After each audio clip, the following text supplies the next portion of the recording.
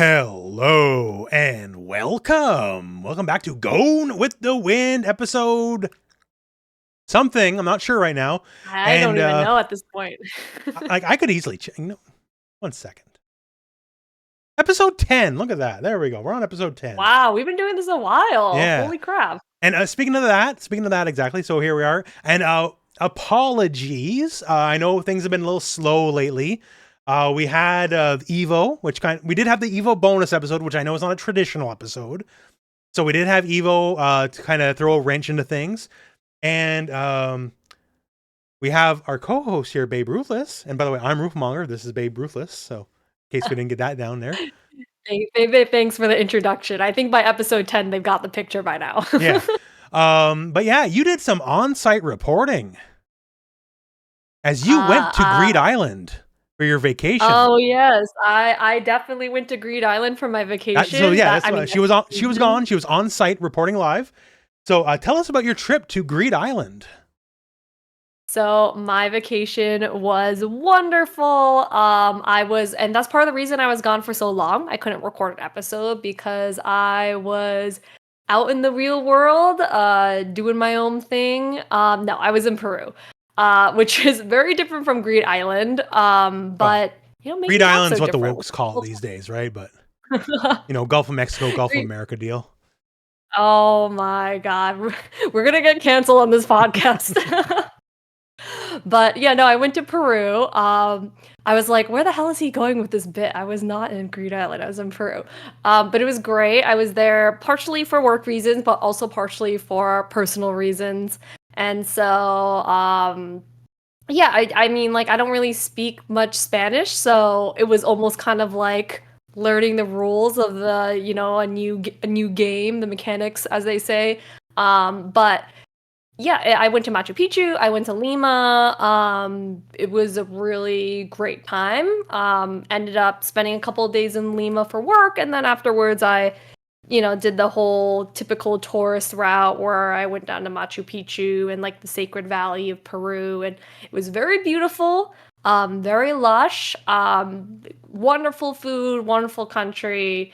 Yeah, but it took me a very long time to get home. It took me like 3 separate flights to get home. So I'm glad to be back and finally able to record some episodes of this and watch some episodes of Hunter x Hunter because I didn't have time, quite frankly, while I was over there. But yeah, it was a great vacation. When you're seeing, Machu Picchu, which is like one of the destinations of the earth, right? Mm-hmm. As much as we love you guys, have your fun there first versus worrying about, weird, and we're going to get into it, but like weird Greed Island, MMO, Magic the Gathering mechanics. Okay, so I don't know what you know about the Greed Island arc, but it's kind of a divisive arc. I feel like some Hunter x Hunter fans love it. Some Hunter x Hunter fans do not like it. I will say that from the perspective of the overall story, not the most important arc.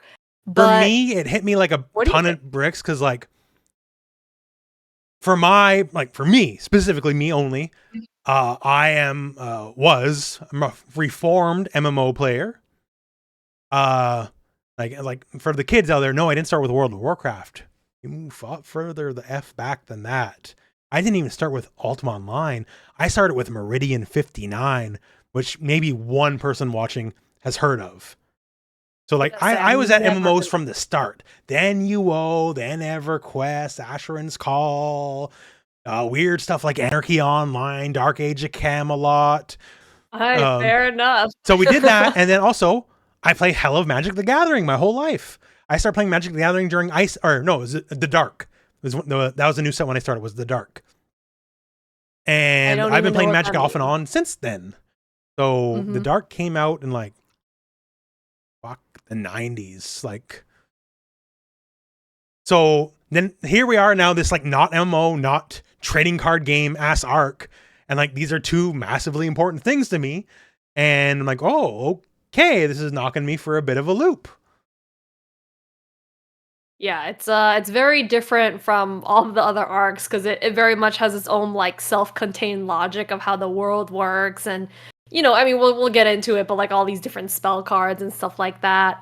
My first MMO was RuneScape, Yep. so I No, think no, that like was like the early 2000s. for me, like the hardcore, like back in the day, I would look down at RuneScape, but realistically, RuneScape is it's like an amazing entry door in MMOs. Like low barrier to entry, you did It not is. need a strong computer because, like, WoW could chug sometimes, right? Like EverQuest 2 especially was much worse than WoW. But yeah, it was a good entry point. Like a lot of people started with RuneScape or like MapleStory. Yeah, I never actually got into MapleStory, even though it was very anime coded. And at the time, like I was watching anime, so I don't know why I never ended up playing it. But yeah, RuneScape, and then I never really got into card games, but recently I learned a little bit about Magic and like how to play the Commander deck specifically. That's I the only thing I played play like now is one Commander. round. So I mean I don't know much about it, but I bought my little like Oh, this is starter not showing up deck good with at like all. cloud. This is the current deck I'm building right now. Oh shit, okay. Let me take it out of the fucking sleeve so it might not just reflect. I literally can't see Yeah, I anything know. right now, but Oh, okay, wait. Let me take it out because I got it double sleeved because I'm a fucking bum like that. And it doesn't show up that great anyways, but Neath of the Dire Hunt. okay. She is Is a that fight the commander commander. card? Okay. So the mechanic, if you're aware of fighting, like two creatures just bob each other. If you Mhm. do that, you draw a card. Okay. So the whole deck is fight, fight, fight, fight, fight. Okay, got it. Yeah, the only reason I got into Magic, and I say got into very lightly, I played like a round of Magic, was because, Final Fantasy, Yeah, it's a the big Final one. Fantasy collab that they did. So And they I got have the the Avatar set coming cloud. out this year. Yeah, I know. So that's really exciting too. And I don't want to get into collecting too much because God knows I already have enough stuff I spend my money on, but I might have to get the Avatar set. I'm But gonna get all the Avatar set. the Titus set that I bought for the Final Fantasy, it actually, okay, it's expensive, but it's like what, I think like 60 or 70 US dollars. It wasn't like I couldn't afford to buy the deck. So No, I and then bought the when you deck. want to play more, like you can't afford not to buy some upgrades for the deck. I don't even know what an upgrade would entail, to be Don't worry. honest. Some of Like, them will be $2. Don't worry, and they'll make your deck markedly better. And some of them might be $100. So I guess with that said, here let's get into the episodes here. all So right, yes, let's get into it. so once again, we're starting here, episode 59. We're going to 63, and we are beginning officially the Greed Island arc. So I guess I'll just Yes. start with this one here first. So Mhm. episode 59, Bid and Haste. I'm drinking too much of my monster drink and I'm burping. So we got here. Oh, first off, we have a new intro. So we see all Yes, these new did you watch it? characters, right? Okay. And like, I see Bisky. I know you from the game. Wow. I think his name is Mhm. Genthru. I see him as well. Yes. He's We in see there, yep. Papa Ging. So like, we're starting to like move forward towards that. Maybe we'll see. Right, you see his face more clearly, whereas before he was more ambiguous, right? Yeah. I did right here from my Hot Toy notes. In here we have and I would be proven right on this. We have a Dragon Ball ass desert. Because like just a big empty wilderness, right? Just like very reminiscent of like half the fights in Dragon Ball. Obviously not specifically, but just I associate any rocky wilderness with Dragon Ball. Right. You're talking about the stage in the fighting game, right? Yes, but like it's in the intro and like, yeah, so Yes, it is. and we see more than one stage from the game too. So I'm like, oh, okay, this is where this is from. Yeah, you see a couple of them. Mm-hmm. But yeah, so we open up here and we're going back to because we ended off like, okay, we have to have the actual auction now, finally, after like so much death. And we are introduced to, which I didn't remember the name, but Mr. Richman. And Mr. Richman wants all the copies of Greed Island. And spoiler, he gets them all. The guy who is the voice of Seth or whatever. Yes, He's yes. the same voice. Yeah. And the one thing I did like is the mini arc they set up is they have Killua's brother there and like his billions or whatever, and he just gets outbid every single time. So like he literally showed up for nothing. Yeah, he's just out, and then, like, you see him also, like, eating a meal, and he's, like, stuffing He's like himself, and, rage like, eating. then he just, like, leaves and goes home, Yeah, so it just leaves in a he's huff. just So here. like we didn't spend a lot of airtime setting him up to come here, but I do like Mhm. they just sent him off to just like nah, and like goes back home.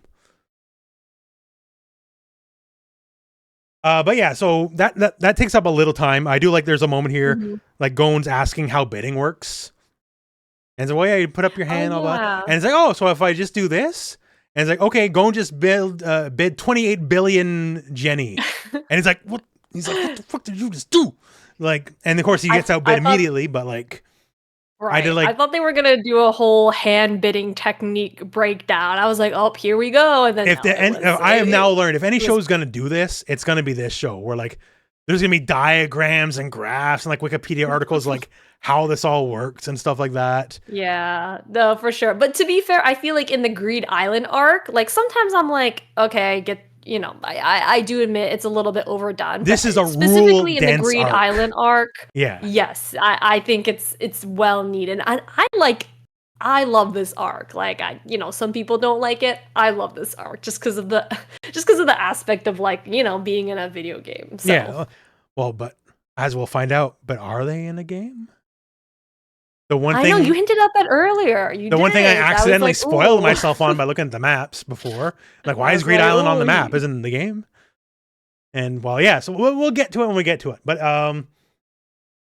basically rich dude buys all the copies of the game, then like Gon, that's his secret plan was we can never buy it anyways.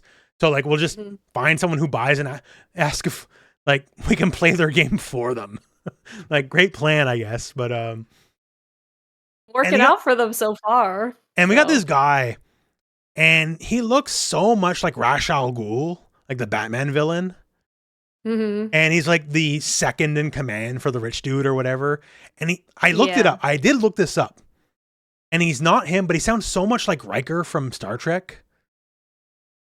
Okay. Interesting. What the fuck's his name? John. Oh my god, this is the death of a show to fact check by here. Wow, a seamless cut. What happened there? No technical problems. But anyways, yeah, Riker. And I typed in Riker real name. It knows what I want. And the dude also sort of looks like Riker's character from Gargoyles a little bit, which also looks like Ra's al Ghul.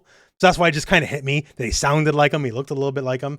By the way, Gargoyles was a sick show. It's about gargoyles. Never heard about this show. What? All right. It's a Disney show, actually. Kinda, It's like okay. gargoyles on a building, right? Like Right. Yes. so they would come alive at night and have various adventures. Oh, interesting. Okay. I've never heard of this show in my life, Yeah. but And so the main villain was Xanatos, and he was done by Riker. And this is the early '90s, so like Riker, like Star Trek stocks are at a high. This is when Star Trek was still good. Mhm. This is before DS9 Yeah. was like, and DS9 wasn't okay. I don't want to get all Trek on you. DS9 wasn't bad, but it was different, and people didn't like that as much.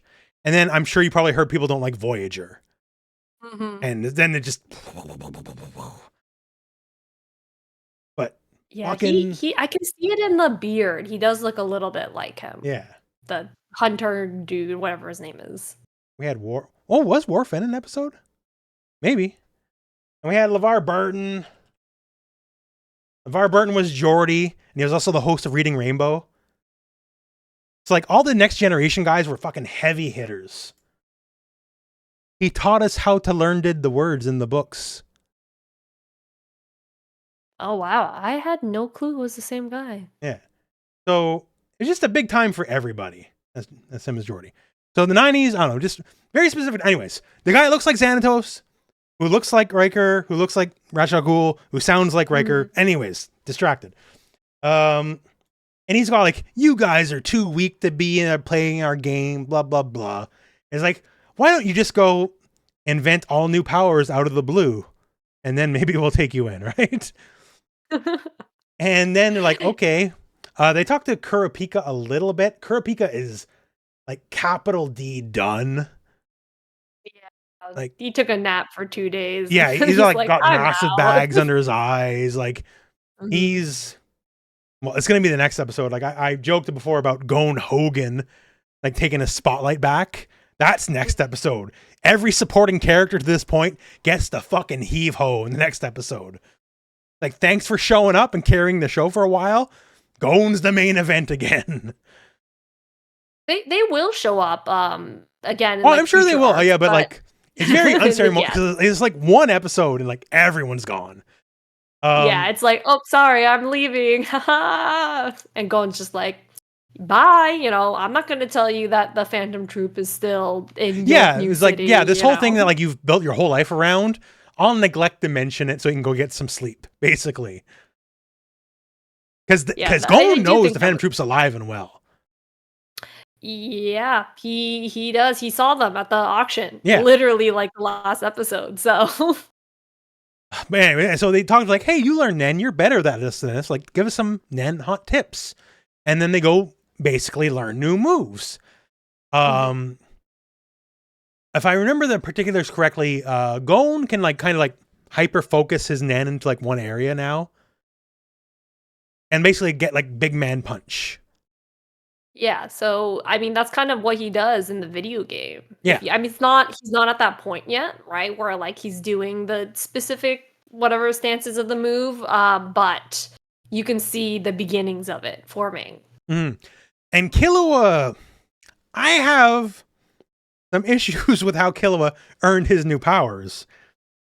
This is not the way you would show the show to kids. Because like I was raised on Ninja Turtles, right?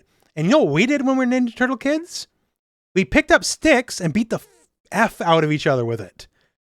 I would find a very big stick and go, I'm Donatello, and hit it over and break it over someone's fucking head. Okay? And I've had that done many times to me. That's why I'm a fighting game player, because I probably have fucking brain damage.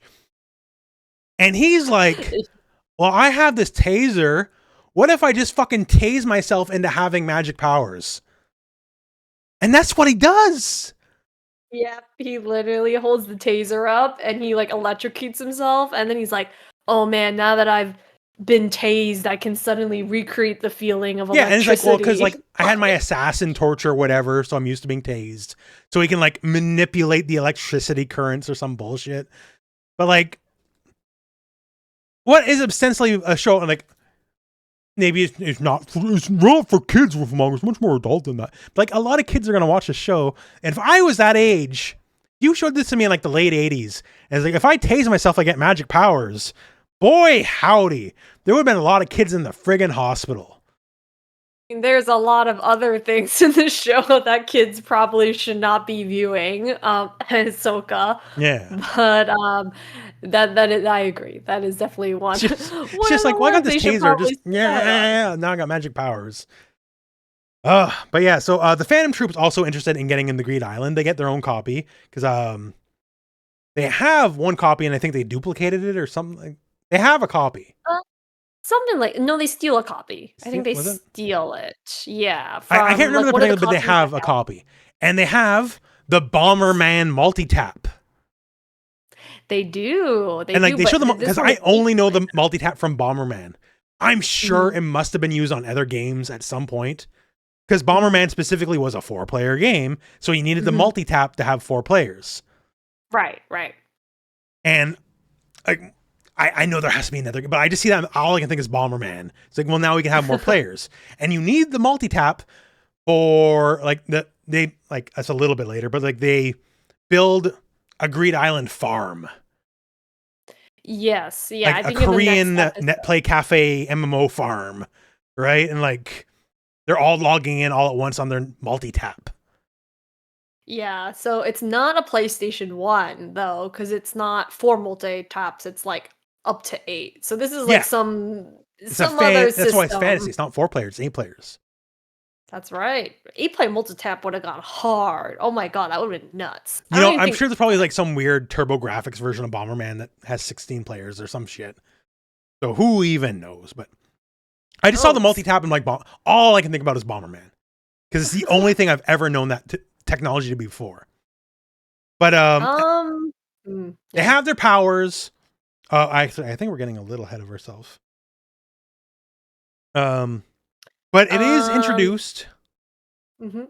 that you die in the game, you die for real. That's right. Yeah. What was so you give me the context on this. What was the first, I don't know, piece of media to come up with this concept? Oh Because God. like I know it was popularized through Sword Art Online, Well, but it was I way don't before. know the What was history. that shitty Oh yeah, movie? I know way before. God, what was it? Because there's this like very early 2000s movie where it was exactly that. Like the tagline of the movie was "You die in the game, you die for real." And it was in all the trailers. Like, wait, so if you tell me if I die in the game, I die for real? And they would say that like 10 times a trailer. I cannot. Okay, death of the podcast. We're gonna try to Google it. Not the Matrix. Stay Alive, 2006. Oh, okay. That's not early 2000s. It's not. It's more It's like later than mid. I thought it was, but I remember Yeah, because yeah. the commercial. I'll be on it for like every Raw. And I was watching Raw every week back then. Oh, by the way, I am going to All Out in Toronto next month.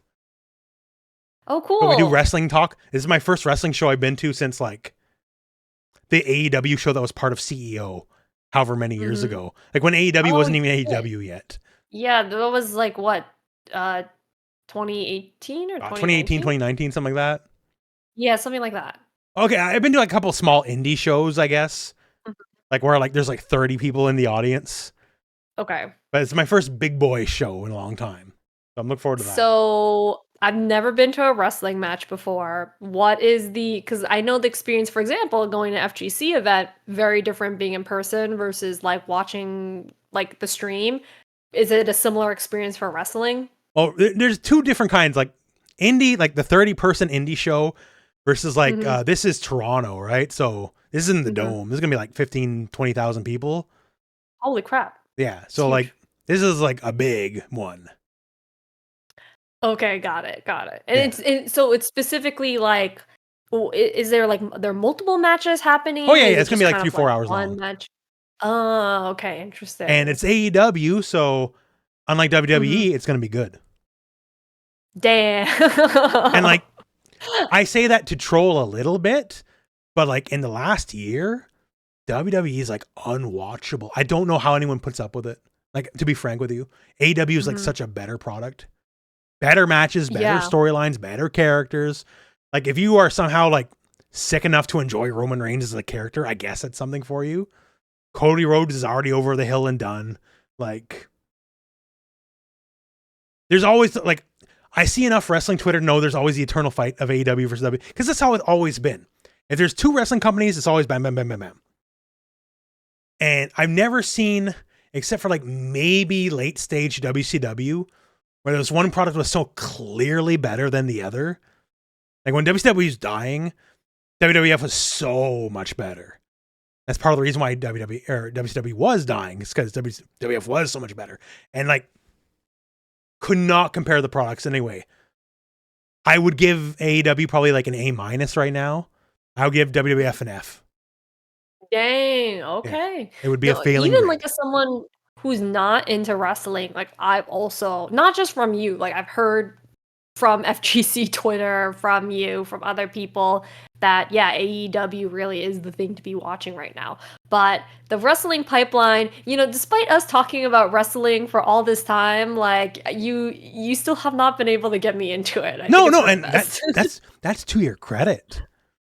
I don't when I talk about wrestling, I don't try to sell people on wrestling. I try to warn people about wrestling.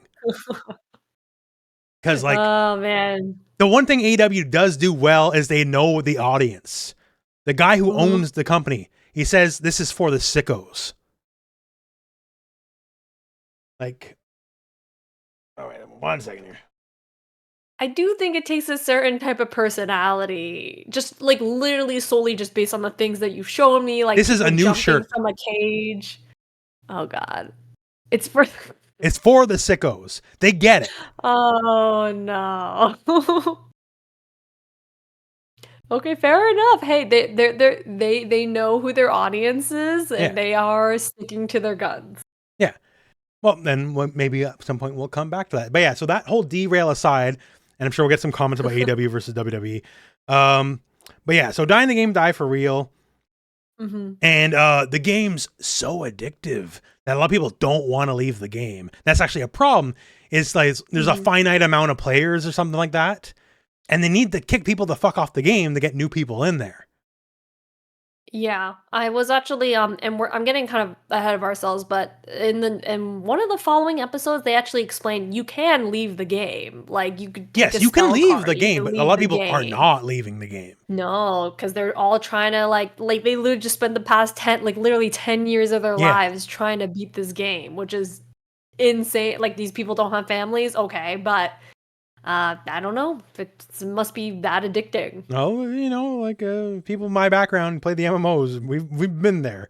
I've called in sick for work to play WoW. Like I didn't even do it. I just like did dailies and shit. Like I didn't even do anything important playing WoW. I'm just like, no, I'm gonna skip work. Like not school, work. To fucking just kill bears and run in a circle. It's funny though, because nowadays technically you make your own schedule, so you could quote unquote skip work to play WoW whenever. Yeah, you but want now I to. have like a brain sickness, and like if I don't work, I'll die. So now I can't do that anymore. My biggest worry is somehow that like Ride MMO is going to come out, and then like I'll have built a relationship with Ride over 2xKO, then I'll become an MMO influencer, and then my life's fucking over. I will become the next Asmongold. Oh my god! I mean, you'd get millions of views. You know, Maybe they'd that's actually that's pay my you. destiny. I have to be the one to overthrow Asmongold. I mean, there are definitely worse people you could throw. Yeah. So That means that. like I'd watch it. If nothing else, it would be fucking. that means like I have to start having so. opinions on shit I don't care about. Like Hassan. I don't even know the name. I know the name Hassan. Mm-hmm. That's about it. But I need to have an opinion on him now, because that's what you need to do when you're that big. Yeah, I mean, you gotta have an opinion on everything. You gotta stir up shit because you're so big. You have immunity from pretty much any bad opinion you. Yeah, might once put you're a certain out there, size, you so. can't get canceled anymore. Because No, then just yeah, getting canceled you truly can. becomes content. Because then you make the You're video with not like thumbnail, guess I'm canceled now. You know, Right. Well, and then then you that can gets get a thrown in million jail. views. All right. There's that one that kick streamer guy or whatever. He got thrown in jail. So hey, that could end your career because then you can't stream anymore Well, hey, or speaking of make wrestling, content like, anymore. There was the wrestling incident on Kick the other day. Rampage Jackson's Oh, son what is almost it? killed the guy in the ring. Oh, that was the thing I saw where some guy almost died on a live stream, right? Yeah. Oh, I didn't realize that was a wrestling thing. I thought it was just some And dude. he's real dumb. Because he's on stream saying, yeah, I'm going to like mess him up for real. And like, no, this ain't the fake wrestling stuff. Well, he's saying this on stream. So like any little deniability he could have, he's saying this isn't fake for wrestling. And he's literally just going like haymaker after haymaker. The guy's unconscious. Uncontested shots to the head. Like 20 shots to the head. I mean, not to. I'm not gonna get That's into bad that. wrestling. We don't want that wrestling. Yeah. But anyways, I do have a note here, and I don't know the context I had it in. But at some point, the Beetle phone comes back. Yes, the Beetle phone does come back. The Beetle phone is paying like, dividends. oh, I'm very happy about that. I'm a big fan of the Beetle phone. Anyways, back to Hunter Yes. x Hunter. We got very derailed. Oh no, well, yeah, because this is the gacha arc basically. So because we need sick cards. We do. But yeah, gotta collect them all. Yeah, that's kind of basically that episode, actually, I guess, for the most part. It's like, okay, we introduce Greed Island, die in the game, you die for real. You get tase yourself for magic powers in real life. Because that's how that works. And on Beetle phone, that's what set us all on that, is phones. We talked about phones. Yes. But yeah, that's basically it. So then our next episode is episode 60. The end and the beginning. And if you can take off here, I gotta find a very specific video because it'll be highly relevant. All right. Okay, sounds good. Yeah, so this is the episode Kurapika officially like yeets out, like he's pretty much gone for the entire rest of the arc, so we're really not going to be seeing much of him again. And so at this point, you know, Gon and Killua, they've been working on their super new technique or whatever to try to impress the dude. All right, whatever. sorry. Now I have it. So one moment here. So you mentioned here, Kurapika basically exits stage left at the beginning of this episode. Yes, so he's like literally, and Melody too. all side characters Yes. must go. So like Melody, you had a little too much TV time, or we gotta. So when I mentioned Gon Hogan here, unfortunately, you're not gonna be able to hear this, but That's fair enough. the visual play. So and we're gonna lose a lot of characters in this episode, and all I can see, all I can hear is Gon is this.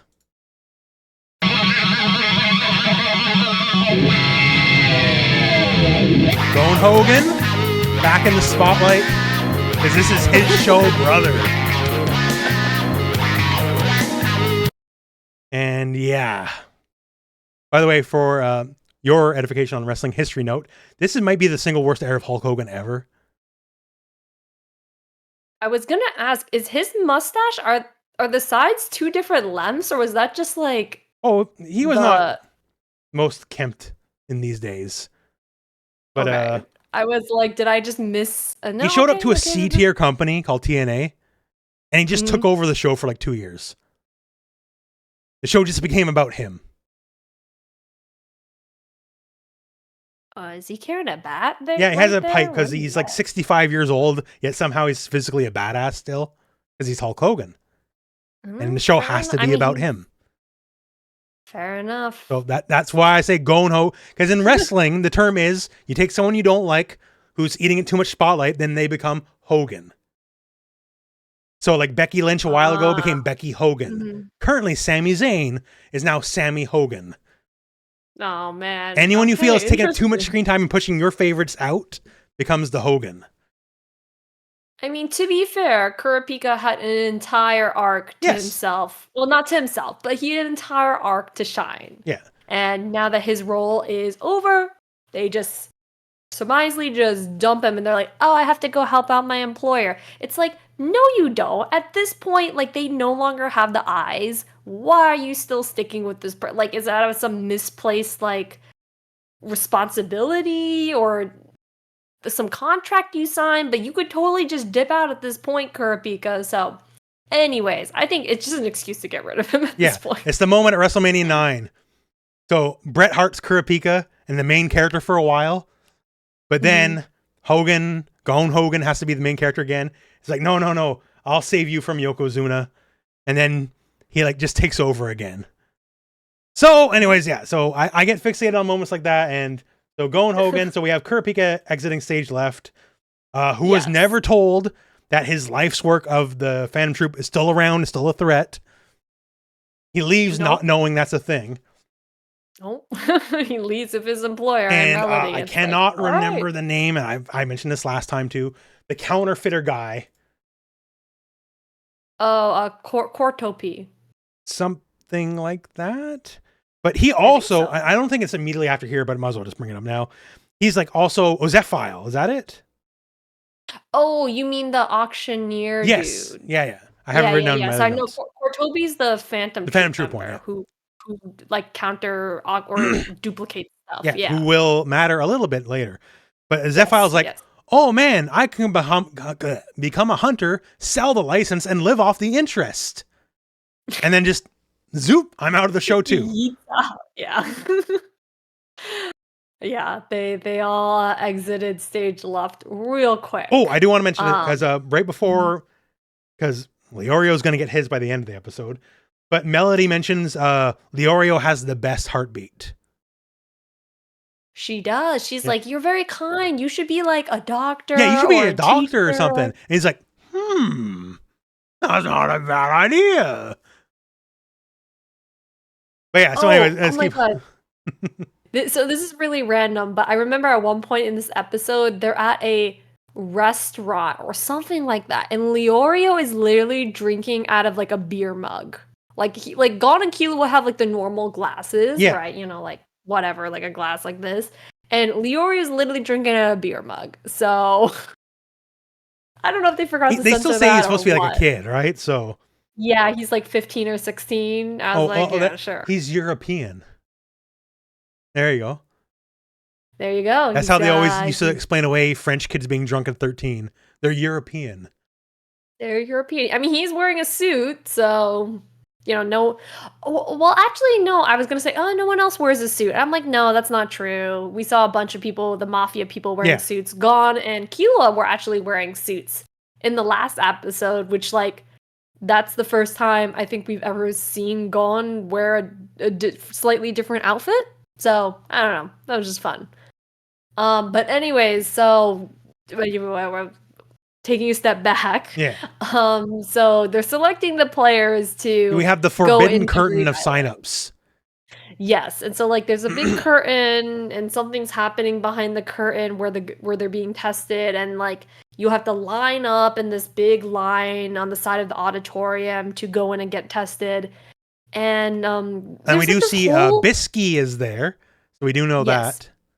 Bisky is there. There's some guy that has a really big, I don't really know a nice way to put it. He's like a really big mouth, like big chin jaw. Dude. He's got like he's got a big chin.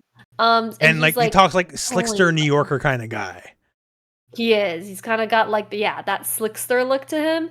And basically there's this whole like little part where Killua was overthinking like, okay, well, if the people are like, if you're the first ones in line versus like you're standing by the line versus like you're sitting. They were one step away from doing a diagram graph, like explaining the line culture. Yeah, so he's like trying to essentially predict like, oh, should we get in the line? Should we not get in the line? Like, should we be last in the line? Like, where's the best position in the line to be tested? And anyways, ultimately, it was way overthinking it. But ultimately, everybody there is going to be tested. Yeah, everyone's there. Right? So Slickster Dude is like, either be first or just wait for the line. Like, there's no point in standing. Right, but like, what's the wrong? Like, what would be wrong about getting in line? There would be literally nothing wrong because it is it's a meritocracy. If you're good enough, you're in. So none of the line shit matters in the least. Other than if you were the first in line pass, I guess you get to sit down for longer. Right, but you can play on your phone for longer. This line section, like it was something of consequence, like I should know about. No, but that's what I'm saying. They're one step away from doing the graphs and stuff like they do for everything else. Yeah, so that was ridiculous. But anyways, so I think at some point, I forget exactly what context, but anyways, so like Killua, whatever, he's getting tested, and they say something along the lines of, I'm not sure if you remember, he says something along the lines of like, oh, like I'm a pro hunter or something like that, but he's not technically, oh no, he says, I don't want to be an assassin, right? Yeah. He says like, I want to be a hunter. Something like that. But he's not a hunter, technically, yet. He doesn't have his license. Not technically, So technically, he's kind of still an assassin. Anyways, that was just like a weird fixation. And then the rest of the episode is pretty much just explaining kind of the rules of the game. Yeah, we do a lot of that. I do want to mention, yeah. At some point, they look at the TV and it's like someone talking about Greed Island, like the rich guy bought all of it. And they got this guy who looks exactly like the guy from Gilligan's Island. And interesting old timer reference, I know, but like I had old shows on TV when I was a kid, and so I watched a lot of Gilligan's Island, and just like it was specific enough. I'm like, is that a Gilligan's Island? Like, it's too weird for a random anime character to like look like Gilligan. So I don't know. I feel like there's like a lot of references. There's already been a lot of references to random things with background characters as it is. So I just feel that there's something actually there. Yeah, but then would Togashi, like, he's a Japanese dude. Like, would he know anything about American or Western media? Like 60s TV. Like, all TV was like American TV in the 60s. Okay. Most of it, anyways, right? It's like early anime. Like, you knew Astro Boy. Because that was the only thing that carried over, right? That's true, but then I don't think people in the West knew about Astro Boy, did they? Yeah, Astro Boy, like Speed Racer. Speed Racer's Japanese. Okay. That aired all the time here. Oh, fair. Okay, well, fair enough. I wouldn't know shit about back then because I grew up in a very different era of cartoons. Like 90% of all dub jokes ever come from the Speed Racer dub. Like people making fun of that. It's like, haha, I'm talking real fast, but my mouth is not. Haha, like all that, like that all comes from Speed Racer. Mm-hmm. I've seen I think I've seen like an episode of that. But okay, fair enough. And guess what? Dubs were better back then too. So just to put that out there. This is really random, but I was recently watching the Detective Conan anime on Netflix, and they actually redubbed like most of the main characters again. But I can firmly say that the redubs are way better than the original English dub that they had. For older Um, shows, I'm normally not opposed to that, mhm. but Netflix did that for Evangelion. I'm very opposed. Evangelion, I'm not even trolling. I think the dub is better because Shinji is Okay, whinier. he Like is that's part of whiny. what makes Eva Eva, right? Mhm. Um, and they also changed like plot points because like, well, this Kaoru kid's a little too woke with his proclivities, so we're gonna change some of the language, how he speaks to Shinji in the new dub. Oh, okay, So interesting. Yeah, normally for an older anime, I'm not opposed to redubbing, but for Eva specifically, very opposed to it. I've never watched the yeah, Netflix dub. I see. Yeah, I feel like so there's a difference between like redubbing and then recontextualizing, right? And so Yeah, like in some instances with certain media, if you remake a game, for example, like yes, I would want there to be some sort of new recontextualization of the game or the material. Like with the Metal Gear 3 remake that just came out, it's pretty much from what I've seen so far, one to one with the original game. And so yeah. that left me a little bit disappointed. But then yes, specifically with like certain anime or stuff like that, Well, I like saw for if you're Metal Gear they actually did the poster thing Mhm. or whatever. Oh, they updated some of the I don't know if this is what you were talking about, but they updated some of the posters to be like more modern models, I No, no, guess. they I found the don't really models and they got new shots of them from the modern day. Oh, I actually didn't know that. Yeah, so like Okay. one of I them just is like assumed it was sexy like new bikini shot, models. and the next one was like she's like smiling, holding your kid. Okay, wait, that's really wholesome Yeah, then. so that's cool. Okay, I so like like that. maybe And if you play like the there's a original couple mode, of then things. it's all the Yeah. original stuff or whatever. Got it, got it. Yeah. I haven't gone that far to where like I've been able to see any of the posters, but anyways, this is all to say like sometimes I do feel like there should be new added material, right? But in the case of like, you know, in the case of like certain anime, if you're changing the characterization of these characters, maybe less so, right? But anyways, so we learned that the game is made by Gene. Mm. Um, and basically Gon goes into the game and he's like, "Oh, I have this whole new save file and Well, I'm we do gonna that have just extra to rewind just a little cards." bit. So they Mhm. go, they show off their powers. They do not explicitly show Gones, other than like it can shake the whole building, but he gets a Yes, pass. that's fair. Mhm. Um, I do not know what I wrote here. They do talk about some of the rules. I wrote here somewhere in my notes here. Childhood torture pays off. It has to be a Killua Oh, somehow. for his Yeah, electricity it powers. has to be Yeah, Killua yeah. because of course. Yeah, so we're doing more Greed Um, Island stuff here. So they all pass. They show the PC. They explain the rules. There's the ultimate item to get, and you basically get a Shenron wish, like whatever your heart desires. You can get if you can beat Greed Island, which nobody can. That's kind of the yeah, thing. I think they can also bring like 3 or 4 items from the game back into the real Yes, world, quote unquote. So that's another one of the rewards. And they go through an explanation of some of the mechanics of the game.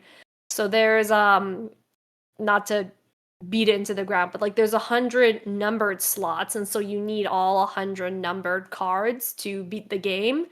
And then there's there's like also 40 like spells and like 100 collectibles, but also thousands of yes, cards. there's like free spots and like spell cards Yeah, and stuff like that as they well. do the rules moment when they get in the system. And there's just a lady here is like, then it's like rules dump on your head of like, here's how everything works. And like, you can take a card out and turn into an item, but then Yes. you can't do it the other way around. And like, then you can only Right. do it 3 times. After that, you have to steal it from another player once you've used it 3 times. Yes, there's a conversion limit on the number of times that you can transform an item into a card. But yeah, if you kill a player and they have that card, then it goes It, back it, to being an it is item or one of those something things like like that. after Yeah. a few minutes, like my eyes are starting to roll in the back of my head. And to be fair, they show Gon doing that too. Cause like, they're like, what? like you're hitting me with too much too fast, And right before that, he does have Gon has a message from his dad in the game. And he's like, "Oh, hey, you made it this far, sport? Go fuck yourself." Like I still don't want anything to do with you. Like I don't know why you're wasting time on my game. Go away. Like basically, like there's no words of encouragement here. Yeah, he said, "You're not gonna find me here, so good fucking luck with that. But I wanted to show you this game that I created instead of taking check out my care sick of you." game. Yeah. Yeah, literally. It's like literally the dad that's like, "Oh man, look at this really cool video game that I made." And then like meanwhile, they're like a deadbeat dad and like you've never met your child ever. Oh, So no. This is like literally the equivalent of like this first time he's seen him in months, and he gives him like a PS1 game he bought at like the flea market for $10. It's like, champ, here you go. I gotta head out. Like well, no, it's even worse than that, because like he never even saw like Gon growing up. He literally just Gon doesn't really know what he looks like. Aunt. No, he does not know what he looks like. But yeah, I got here written down. He does get to use, even though it's like effectively nothing, he gets to use the equivalent of his dad's save game. He does, although it did jack shit for him. Yeah, it doesn't really actually do anything, but like cards. Yeah, like he didn't like, oh man, I got everything unlocked on the save or nothing. Like there's no advantage. Yeah. Which, I don't know, that's part of the fun is like, starting your own file from scratch, making it the way you want it to be. But yeah, I mean, it's like, come on, bro. Your kid a bone. Give him something. It's like you rented the game from Blockbuster and you can see the save's already on the cartridge, but it's like 5 minutes in. Yeah, exactly. Yeah. It's like an empty save file. It's like, okay, why the hell would I even bother bringing in save data anyways? Yeah. But yes, so that's pretty much the episode, I did have here just it's like a LAN party because they're sending everyone like a farm of computers. Oh, I do have here. Cortana gives you the tutorial. That's basically what the girl was, like computer girl. Yeah. I wrote down a bunch of quick notes. You got to capture cards, burn the collectibles, make them items, but then you have to re-earn the card afterwards. Max card more. No PKing because loot dies on death. You have to like physically take the card from him, but you can't just kill him and loot the corpse. Yes, that's one of the big rules. Is correct. So they're trying to prevent PKing. Not gonna work so good as find out. Definitely not. And I'm sure you know all about that. So. I know more than I can publicly admit.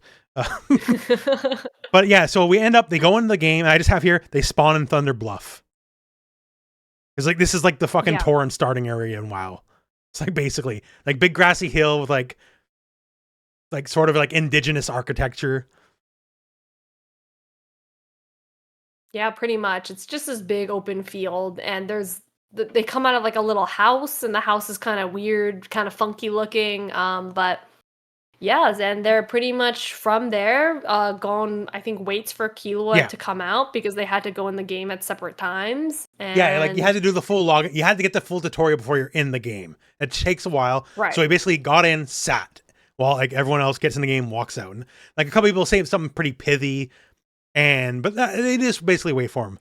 And everyone's like, huh, someone's watching me. Someone's watching me. Someone's watching me. Yes, someone's watching. And then we find out what that is in the next episode. I do want to say, just because Thunder Bluff I mentioned here, I do want to give you a very early WoW memory that I didn't start this, but I was part of it. And I had to patch out a WoW very fast. And it's specifically Thunder Bluff. So Thunder Bluff, at the top of the city, there's a small pool of water. And it's like, it's just part of the thing. Like, whatever. Like, there's a million sources of water in WoW. But it was small, but it was just deep enough. If you did that, right-click, force your camera down, you, like, put your head in the water, and you could drown yourself inside of it. Even though it's like a puddle, right? Under the old rules of WoW, if you died and logged out of the game, like logged out of your character, the corpse would persist until you logged back in.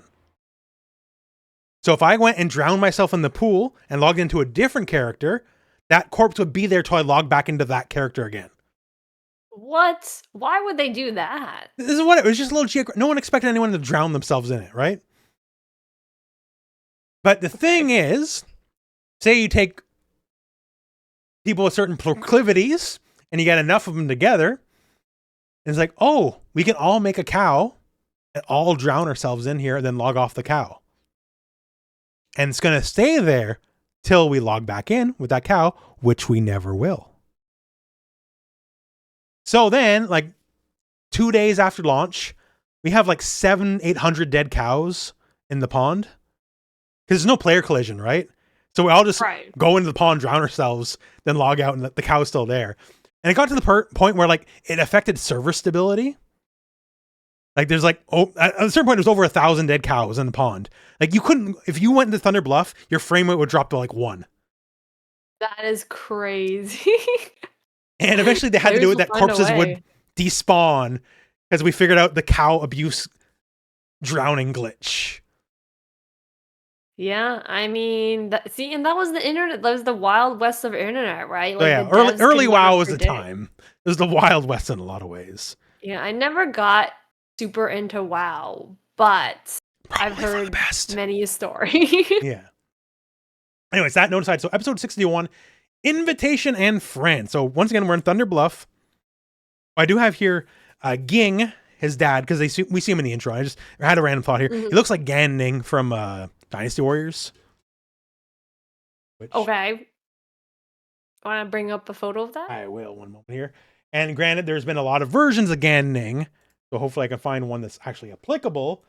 This one sort of is a little bit.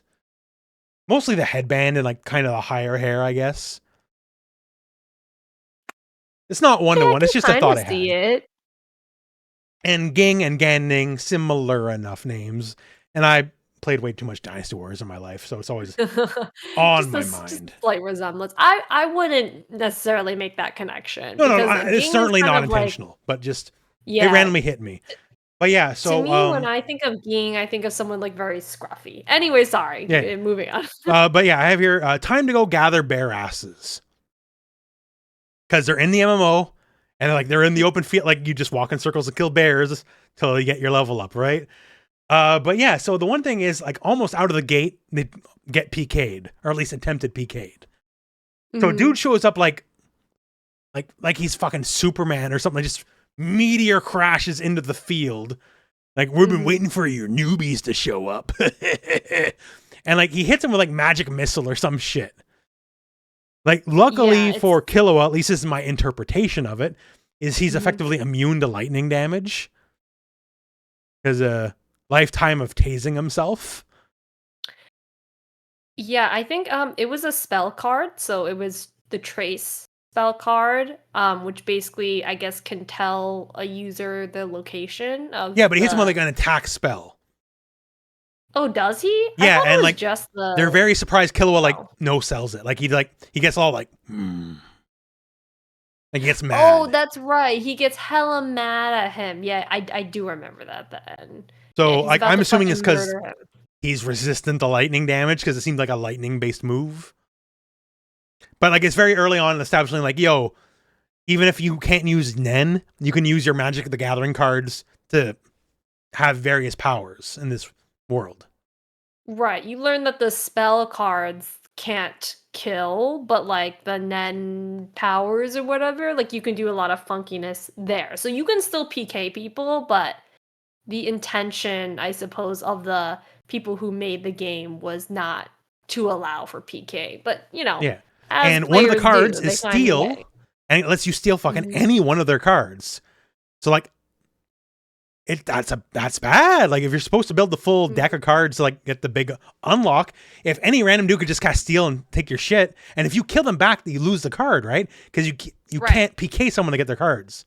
So it makes things difficult. Also, another MMO memory, going further back than WoW, Ultima Online. This to show you how rough games used to be. So you could steal from other players in Ultima Online, and stealing was permanent, and you would never get your item back. Unless you were in town. Because the guard, if you stole in town, the guard would show up and one-shot you. And then you could take your stuff back. Okay. Wait, so when you say steal... I could go to your character, open your backpack. Like, I'm opening your inventory. And I could literally just click and drag shit out of your bag. Oh wow. Games Okay. were rougher back then, right? Yeah, I was gonna say, from what I remember of RuneScape, you could trick people into No, no, trading no, their no, no stuff social away to engineering. you. I could tell you some stories about social engineering and MMOs. Oh boy. Not for this show. But you could just take other people's shit and they couldn't stop you. But in town, if you commit a crime, guard would teleport, one shot you, and they could take their shit back. All right. So like that mostly solved it on paper. On paper. And if you're in the wilds, it was the Wild West. So like you went in expecting a fight in UO. Because most servers you could PK anybody and just steal all their shit. But if you're in the bank, you know, you go to the bank, so everything you open is like a little bag on the screen, right? See a little bag, that's the inventory on. So I go to the bank, I open my bank, and like, oh, you're in the bank too. And here's the fucked up. The part in UO, looking at someone else's bag isn't a crime. So you can just open their shit while they're there in front of you. And that's not a crime in UO. So I just get to see what you got, right? It's only when I take it, it's a crime. But if I'm in a bank and I have my tab open for my bank, I can drag the shit out of your bag into my bank. Oh my god. And then the guard would come, teleport, one shot you. But it's not on me anymore. Your shit's in my bank. It's protected. So when you died in UO, you would have a death robe. You would come back at like just a white robe. And you have to get all your stuff back, right? So everyone in town knew if it's just a guy walking around with a white robe, it's someone who does not fear death. Because they're not holding anything on them. Because they already died like however many times, right? So people with white robe, you had to like get the fuck away from me. Like literally get away from me. Go. Like you like it's like you're in like fucking like some Italian town, there's pickpockets. Like it's literally that feeling, but in a video game. Because they have nothing to lose and everything to gain by stealing from you. Right, so you'd see them and you'd be like, stay the fuck away. away. It's like literally unclean, get away. So when it comes to stealing the car, like that triggered a lot of Ultima Online memories because stealing in that game was rough. And stealing in this is rough because you can just cast steal and take your shit. And as far as I can tell, at least so far, like there's no defense against it. And the guy's like a higher level who's got better cards. Like if it was Gon Killua and they had anything worth taking, they would just kind of have to accept it. Pretty much. I mean, and we see like later on in one of the like I think it's this episode or the next episode, like yeah, dudes can just gang up on you and take your cards. Yeah. So for me, who grew up in the rougher part of the MMO world, like a lot of this is like boom, boom, boom. Like a lot of this is triggering major memories. That's why this is like hitting me hard. So would you say it's something that you're intrigued by? Yeah, so like I'm sort of into it because like this is like the card stuff already. Like I play Magic, whatever, but like specifically this early cutthroat day of MMO, like I was there for that. I was endemic of it, right? So like seeing all this stuff's like hitting some old memories for me. Yeah, in RuneScape you could steal from the NPCs, but you couldn't steal from like other players unless you killed them, and then to kill them you'd have to be in the wilderness or like specially designated zones or servers. Yeah, so, like in UO, if you were on like I played on Chesapeake. Chesapeake was PvP, like you can kill anyone anywhere anytime. Like if you did it in town, the guards would kill you, right? So that was the defense mechanism there. I feel like it takes a specific type of person to want to play on those servers. Yeah. Like I would never go into the wilderness because I was always scared of being PK'd. Like for me, like, you know, a lot of crafting going on, you know, it's those kind of games, right? And like, I didn't want to mine. So I go to all the best mining spots in my best PvP build, find someone mining, kill them and take all their mining shit. And then. Of course you did. Yeah. Why am I not surprised? Hey, no, but you know what? That on those servers, that's the cost of doing business. Like most people, if you go crafting and like go resourcing, like you did so in gangs. Okay, so then what would be the benefit of going onto the PvP server to like go mining? You know, wouldn't you just go into the safer server and save yourself the trouble? It was a mindset thing. Like Care Bears is what we called them. If you played on PvE. It's like, oh, fucking Care Bears are scared of getting fights. So like blah, blah, blah, you know, like. Okay, I see. It was like a pride, like a It was a 13-year-old pride thing, boy right? pride thing. Because like part of the attraction of those games was the player versus player content. Like that's why Fair I enough. was there. And like in later MMOs, when PvP meant less and less and less, that's kind of when I fell out of MMOs. Because like I Mhm. was there for the PvP aspect. Yeah, nowadays, are there any major MMOs with PvP, like major Like, well, PvP there's still WoW and there's still aspects? some. I gotta imagine still some Okay. PvP servers, but like, say that Riot MMO, the League one, right? Mhm. They'll come in, they'll have like a PvP arena or something, like fight each other. But like, they'll never be like the old days. It's like that doesn't sell. That sold copies of games to like a weird specific thing when the genre was much smaller, not to like a mass market audience. Like if you want to That's be a fair. cute Yordle, if you want to be like Teemo 2, right? Teemo the Mhm. second. You don't want to get fucking ganked by like some crazy spent 1,000 hours learning the ultimate like keybind rotation for PvP damage guy, right? Yeah, I feel like nowadays also a lot of people one of the reasons I think a lot of people like, Final Fantasy 14, for example, is I wanna be a cat girl or a cat Yeah, like boy, right? Like FF14, they like wanna like the appeal of it's like a F14, like role-playing thing. Yeah. PvP and FF14 sucks. And like that's fine because it's not meant to be that game. But Mhm. then for me, like I enjoyed my time doing the story, I suppose. But after I did the story, I Mhm. was done. Because like if I can't fight people in a meaningful way, I'm not interested. A true fighting game player But through that's and it. But to through. me, like part of MMOs back in the day, what the fighting was part of the experience of fighting other players. That was part of why you bought the game for the most part. Right. So like the competitive spirit and like okay, it is competitive. Mhm. Technically, a man with a gun against a man with his fist is still a fight, even if it's not much of one, right? So, and sometimes you would force the fights to be like that because you didn't want to lose. Like, let me tell you, on the PvP servers, I remember when WoW launched, Rogue was the most popular class by a mile because everyone wanted to go invisible so you can get your easy win because you just stab a guy in the back. Makes I played sense. Warlock, by the way. I was more honorable than that. It's so interesting. Yeah, nowadays I do feel like the dynamic of like PvPs, like I don't know much about WoW specifically, but yeah, I feel like a lot of people nowadays they're not if they are interested in PvP, it's like through something like a Fortnite, right? Where it's like Yeah, maybe like a you team get your game fix or through something like like other that. stuff. Back in the Right, day, right. though, But it it's was not different because, okay, you can play Quaker Tribes, but that's mm, such a different game, Like right.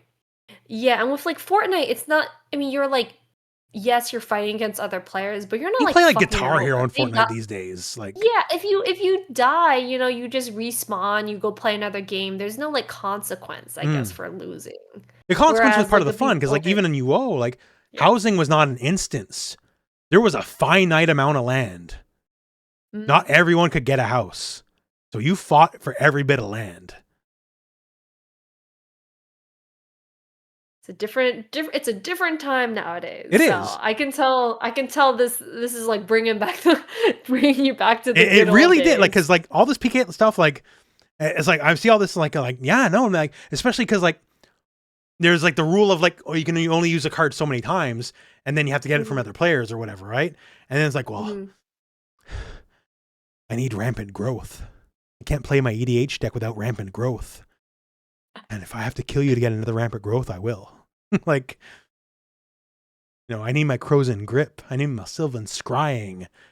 Like But Gon and Killua, like they're just trying to enjoy the game. They just want to play the game. maybe Meanwhile, by the end of everybody this else is arc, they'll like, be jaded how do we like win? me. I don't know. And they'll be posting like the BattleNet forums, like these fucking scrubs.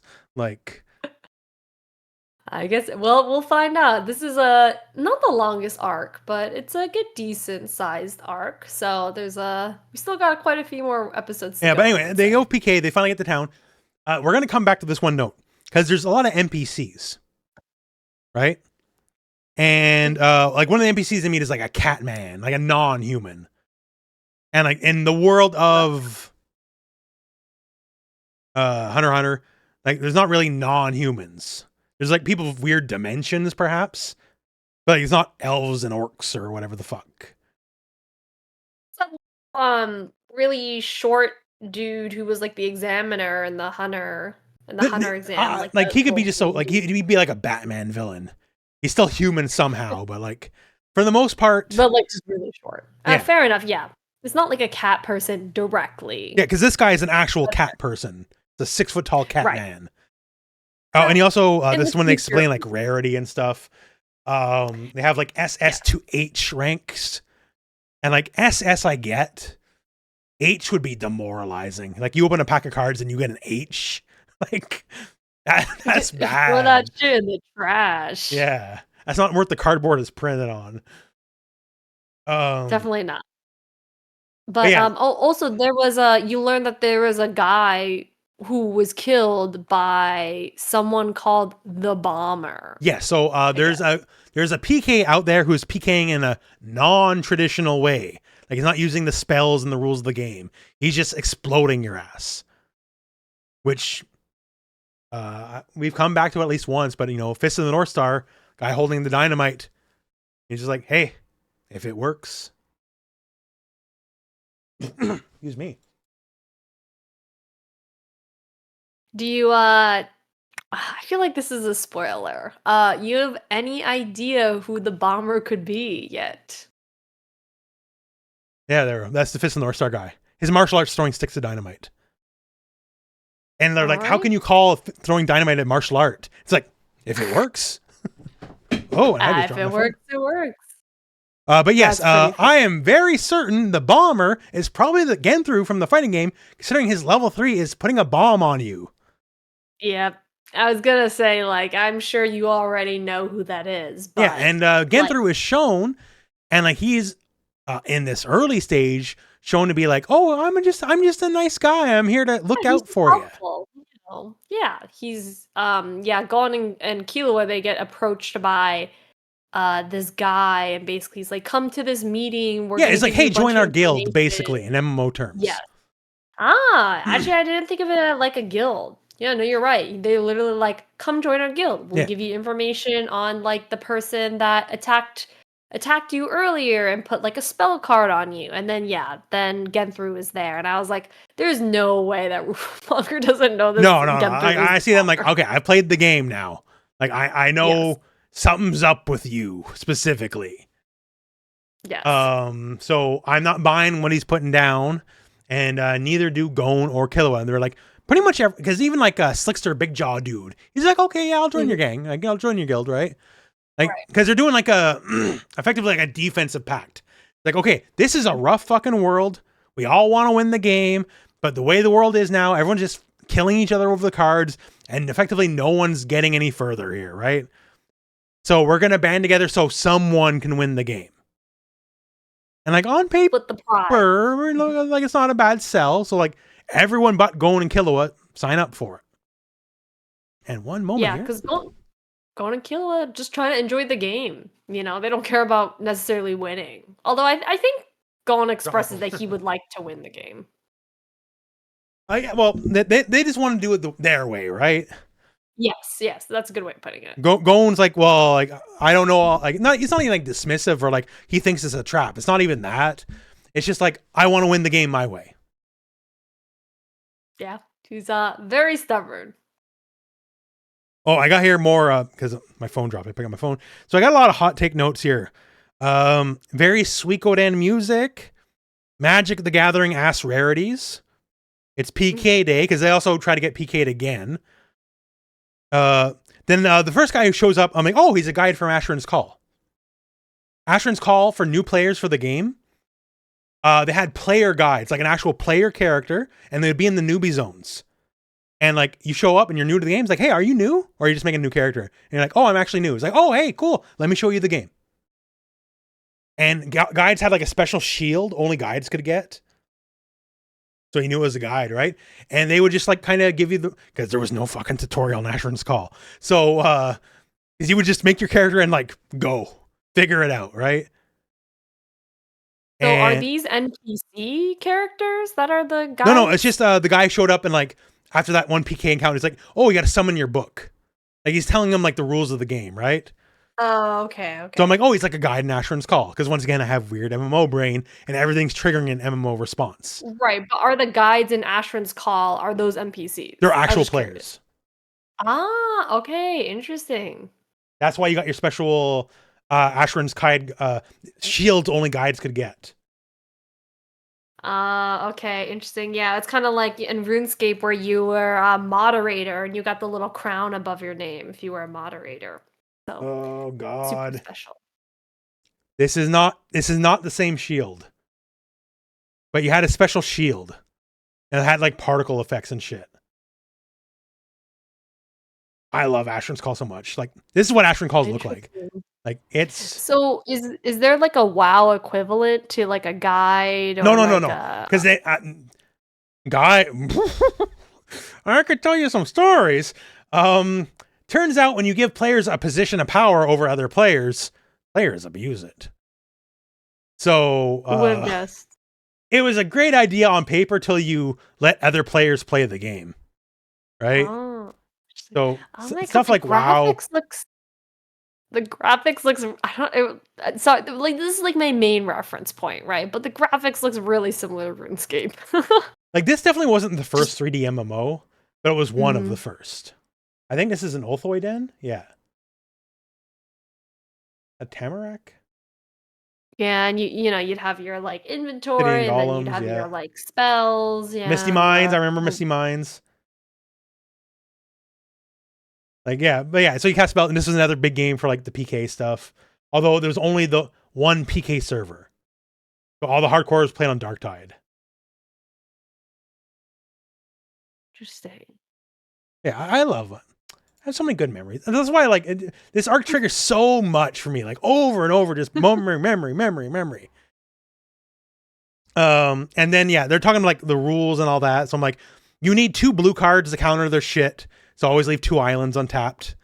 Because counterspell and magic is blue, by the way. When you play more commander, you will learn to hate blue real fast. It's the most annoying color in the Okay. game. Wait, and that's the one where like you can just whip it out whenever you want, Yeah, right? like you do your card magic and the blue player says, oh, cool. No, you don't get to do that. Yeah. But don't you have to have the mana to activate that though, right? Yes, Or and no, you can just whip it out whenever. counter spells, famously, the spell called count. There's a million counters, but counter spell Mhm. costs 2 blue. So when you look across the table and you see he has 2 islands untapped and they play blue, then you always got to be like, You always be a little cautious. yeah. Oh, that's right, because tapping means like available, Yeah. available, right? It's That's not why in green's the most honorable horizontal. color in Magic. Because green has the most big dumb creatures that have no tricks. They're just big dumb creatures. And they always say, can't be countered. This is happening. Doesn't do anything. It's just big and dumb. Can't be countered. Okay, so when you say countered, like you can't have a counter spell. No, you can have counterspell all you want. This big dumb creature's coming through no matter what you do. Okay, it's not affected by the counter spell. Yeah. Okay. Interesting. And to nobody's surprise, the grappler guy, by the way, I'm a green player and specifically a red-green player. This deck so when you is a red-green build deck. when you build your decks, you build them around like the different elements, like the mana elements The colors within your deck. the colors mean different gameplay styles, basically. Okay. So this is a giant ape, by the way, who's in the deck. It is specifically meant to evoke King Kong. It does look like King Kong. Because it has a special ability that it specifically picks up only humans. Like, it has to have card type human. Oh, interesting. So he's picking up the human Okay. and saving them. Like King Kong when he grabs the girl. There's a lot of really cool, references actually. in Magic, to say the least. And then they stopped doing references because, like, oh, now we can just have Final Fantasy. Now we can just have, like, Avatar. SpongeBob, Now we I can just don't know. have Spider-Man, right? So Right. Huh, okay. Interesting. I didn't realize that the colors of the cards that you tended to play correlate to a certain style of play. yeah, like green's like So wait, big so with creature, the- like big strong stuff. Red is usually Okay. like very fast, but like maybe a little self-destructive. Black is always like black on paper is the strongest color, but there's always a downside. Like it's like you're selling your soul kind of deal, right? So like do a thing that's stronger than it should be, but lose life. Okay. So then when you're building your decks, is the meta to build it around like your commanders specifically? Like when you're playing commander? For commander, yeah. Like whatever casting cost of your commander is the colors you're allowed in your deck. Okay. Interesting. And commander, like it's a big format, like, and there's a lot of like cheap ways to do whatever. So like the purity is not there as much, but the idea is every color like has a flavor, and like certain colors are like good at certain things. It's like Tekken. Like Tekken has a lot of character traits. Like, oh, this character has an electric. This character has a snake edge. So like this color has like green has the most, like blue has the most counterplay. Green has the most immune to counterplay. Okay, interesting. So like, is there a thing where like let's say you're in a tournament and you're like, okay, I know my opponent plays lost your voice for 1 second. Can you hear me now? Yeah, there. Right. So we're in a tournament. Okay. Yeah. So you're in a tournament and you're like, okay, my opponent plays like a green deck. That means I should not use my blue deck, right? In tournament rules specifically, we have a thing called the sideboard. Okay. So you have your deck, and then you can have a very small amount of cards on the side of the deck, and you swap in and out from your side cards depending on who you're fighting. Okay, so it's almost like you have some like free cards that you can swap in and out. And like some cards are like some are like literally like destroy target blue card or something like that. Okay. So they're super strong in a hyper specific way that only works against a very specific kind of deck. Okay, and then you register these cards in advance, so you can't like change your deck up. For a tournament, you'll have your official deck and your official sideboard. Ah, okay, so you cannot switch it out. Yeah. And then your opponent can see your deck or no? Depends on the tournament. Generally, like archetypes are very popular, right? Like, so like this kind of deck, this kind of deck. So you usually know what you're up against anyways. Okay. But yeah, generally the rule is you don't get to know exactly what's in my deck. Unless like some tournaments you do, sometimes no, it's different deck to deck. But generally, you play game one, and then however the game goes. Okay, so this happened. So this side card is good against that. So I'm gonna put that in my deck and take a card out to put like whatever you put in, you gotta take one out, and that's kind of how it goes. Okay, interesting. There's certainly a lot of strategy behind this. There is. Like I don't do competitive Magic anymore. Like once again, the deck I show here, I build big dumb creatures, and they fight. And so the whole idea is I just have a bunch of big monkeys and dinosaurs, and they punch you in the face and punch other guys in the face. And if they punch other guys in the face, I get rewarded, and I get to draw more cards to punch you in the face more. You play an honest main, an honest deck. I've always been known in my area as the most honest character decks like ever. Some of my decks can be strong, but there's no mystery. I ain't trying to be tricky. I ain't making you hold up your turn for 10 minutes and like looking like, oh, wait, what are you doing? What are you doing? And like, I'll pass priority. Okay, what are you doing? Okay, I'll allow that. That's I allow that. That's the fucking term I hate the most. I feel like card games are just like, in fighting games, there's only so many ways that you can approach your opponent or you can attack your opponent, right? But with card games, like, because every card has its own description and like it requires a certain amount of like mana or whatever to be used or certain conditions. Like, I remember when I was playing the commander deck, I was like, holy crap, there's 5,000 things to keep track of right now. And then, it's a dense game, but the whole reason Magic's persisted over time is because it allows so much freedom, especially ever since Commander became the popular format. Because now you get to pick a hero of your deck that affects you. Like, it's like there's something of you in there, right? Like big dumb fight people. I like big dumb fight people. I have 2 Final Fantasy VI Commander. I have both Terras because I love Final Fantasy VI. Terra's my favorite. Well, Umaro's my favorite character, but Umaro's a Sasquatch, by the way, so on brand. But like that's my favorite Final Fantasy, and like, oh, now I can have my favorite Final Fantasy represented. So yeah, I built 2 commander decks out of it, and now they're letting because like, oh, I love Walking Dead. I wish I could have like actually no, Carl's not.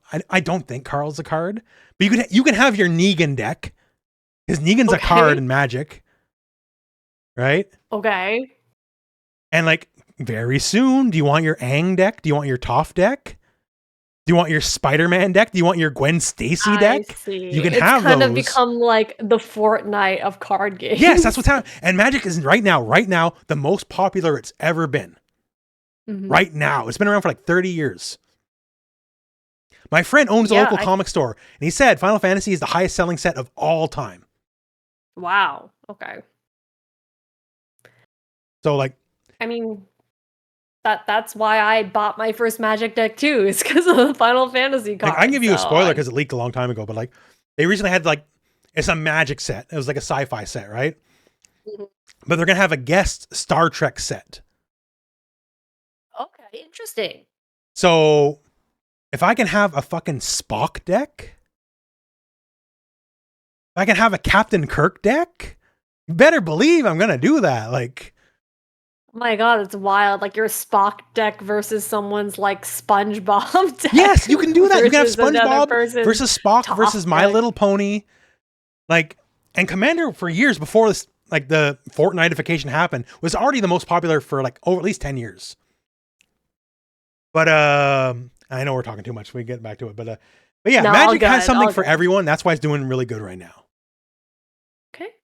Fair enough. Like I will see if I ever get more into it, but I have the cards. I bought the deck box, whatever it's called, and I bought the sleeves. I bought the Final Fantasy Chocobo sleeves for the cards. So they get you. I got all the These are dragon shields, by the way. Let me see. The specific kind, just monocolor, but it's like the famous brand. Oh, okay. I just got mine off Amazon. So yeah, but half my deck sleeves are purple because I'm not away. But the premium decks are purple. Okay, I see. Premium deck, premium colors. Yes, pretty much. But yeah, going back to so yeah, the guild, we know okay, I guess I don't know for sure. I'm assuming Genthru is the bomber. I guess I could be wrong, but he's definitely in the game bombing folk. Do you want me to confirm or deny? At this point, because like it's too in your face, if you can just tell us. Yes, he's the bomber. A little obvious. Yeah, I figured as much. But it's not obvious if you haven't played the fighting game. At this point you wouldn't know. If I was truly going in blind, I wouldn't know. But like, he's in the game. Yes. So is Bisky. Yes, and we'll see a little bit of Biscuit at the very end here. But they also have more cards here because I'm going through my hot notes. They have a card that's like exile target player, like take someone out of the fucking game. That seems pretty strong. Some crazy spells out here. Okay, and I don't know what exactly triggered this specific note, but it's like, why are you playing the game or something like that was asked of them. They're being critical of like how bad the game is, like, and how like hard edged the game is, like especially with people killing each other, right? And Gon's like, well, this is my dad's game, so fuck you. Don't say anything bad about my dad's game. And like he did say that, and I was like, well, I was like, why are you so defensive for your dad who has never paid attention to you a day? Yeah, that's the thing. He's being super defensive against his deadbeat dad. I just found that really funny. And at the end there, they have like a good friendship moment where like Killua is like, you're my friend. And like Gon's like, yeah, of course we're friends. And he's like all happy. I can't remember, but it's like, he's embarrassed, but like he's happy there's a friendship. Yeah. They reaffirm each other's friendship, and like, Killua's like, oh God, I think Gon says something along the line of like, oh, thank you, Killua. Like, I know you just came into this game for me, blah, blah, because I wanted to find my dad. And Killua was like, no, we're doing it because we're friends or whatever. Yeah. And yeah, it's just a cute little moment. It was wholesome in like the not stupid Sword Art Online way. Right? Sword Art Online's like, I love you even outside the game. Yeah, and then I don't even remember much about Sword Art Online. I just remember. You know why you don't? Is this your brain? It's a brain defense mechanism. You're like, it was so bad. I just Yes, refuse to remember. it's trash. I don't know how that show got any fans. At least watch Hack Sign. If you want that, watch Hack Sign. It was so much better. Yeah, I have I watched Hack Sign? I have not watched Hack Sign. Although there's Hack. Okay, there's a lot of Hack spin-offs, right? There's a lot So of there's hack games and like, Sign, yeah. and there's like Hack GU. Hack GU was the one I had the most context for because there's the main character. I've read a manga about him. What's his name? Haseo, or something like that. That was the main character's name. Or if you don't want to go that far Anyways, back, watch Log Horizon. This is trapped in the Log MMO, but better. Horizon. Okay, Log Horizon. I also don't really remember that well either, but I just remember it's like a dude with glasses and he wears like a white. No, it's the guy. White It's the cape, worst. right? Like the whole trope of like putting up your glasses. The one guy does it like every 30 seconds. It drove me fucking insane. Yeah, I don't remember that show being good. So No, it's completely free. The real thing is, don't watch any of those shows. Like none of them are like the best is Hack Sign, and Hack Sign at most generous, I'll give a C+. Like fair enough. I mean, if you want the MMORPG experience, you can just play go an play one MMO. yourself. Yeah. But yeah, so while they're there, like they're like, oh, you're my friend no matter what. We're friends to the end. And Bisky, like it cuts to Bisky, right? And it's like, I'm gonna take those boys' friendship from them. Yeah. And they're like plotting pretty weird. in a way that doesn't pay off at all, because like she immediately comes like their friend. No. Yeah. She's like, I'm gonna train them. They're diamonds in the rough. That's the next episode. And by the way, she says specifically, and this is like the next episode or whatever, but she says specifically, Gon is a diamond and Killua is a sapphire. Diamonds are worth a lot more than sapphires. Yeah, I would be offended if I were like you could say they're both diamonds, but when you go for like one precious gem to another and one's worth significantly less than the other, you know? I mean, to be fair, I think Bisky, she explains in one of these episodes that she's looking for a gem called the Blue Earth or something like that. And I don't think that's a diamond. Like if it's called the Blue Earth or I Blue don't think it's these. You might be a little further. I actually only up to these exact episodes. So when you said when you said, hey, do you want to do up to 63? I'm like, actually, that's exactly where I left off. So yeah, that's okay, perfect then. No, it's sorry, it's in 63. I see it in my notes. I wrote she's looking for a gem, and that's why she's playing the game. Anyways, we're getting ahead of ourselves. Yeah. So next episode is 62, Reality and Raw. And do you want me to take this one? Yeah, or if you want to just lead off here.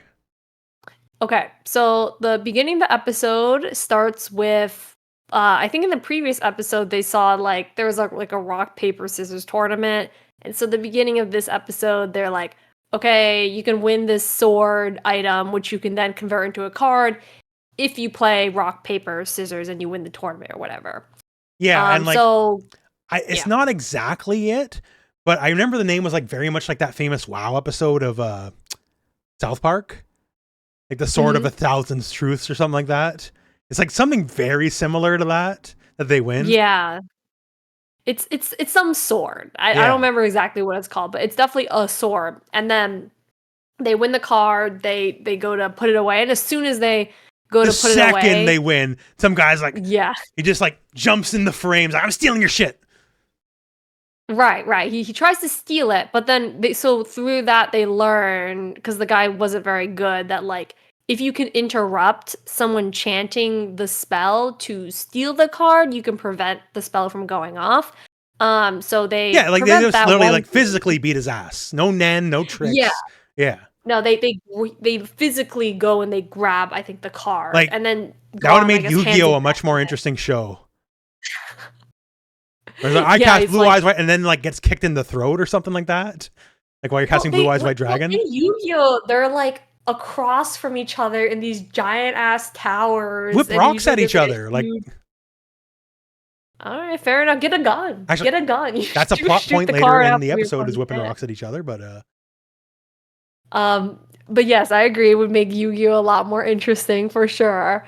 But anyway, so like they beat that one guy, they take the card and they give it back to him, but then there's a whole group of people that just descends. Yeah, and they're they like, managed all to fend off right, like the single PK, but then like right. 10 people show up and it's like, yeah, you're giving us the card. I'm sorry. It's literally a guild of PKs. But you know what's funny? I'm like, and they're like, we're not going to bother earning our cards. We're just going to take them, right? Mhm. Like, they're very much. But I'm like, with 10 people, if you wanted that card that badly, just Farm the enter 10 quest? people into the tournament. Like, Yeah. the chances of you winning with 10 people in the tournament, pretty fucking high. And then you can still jump the dude at the end if you lose at the end of the day. Yeah. So I was like, I don't know what the logic is for this, but I guess they just really didn't want to bother entering It's this just like tournament. gangster logic. Like, we're just going to take we're not going to earn it, right?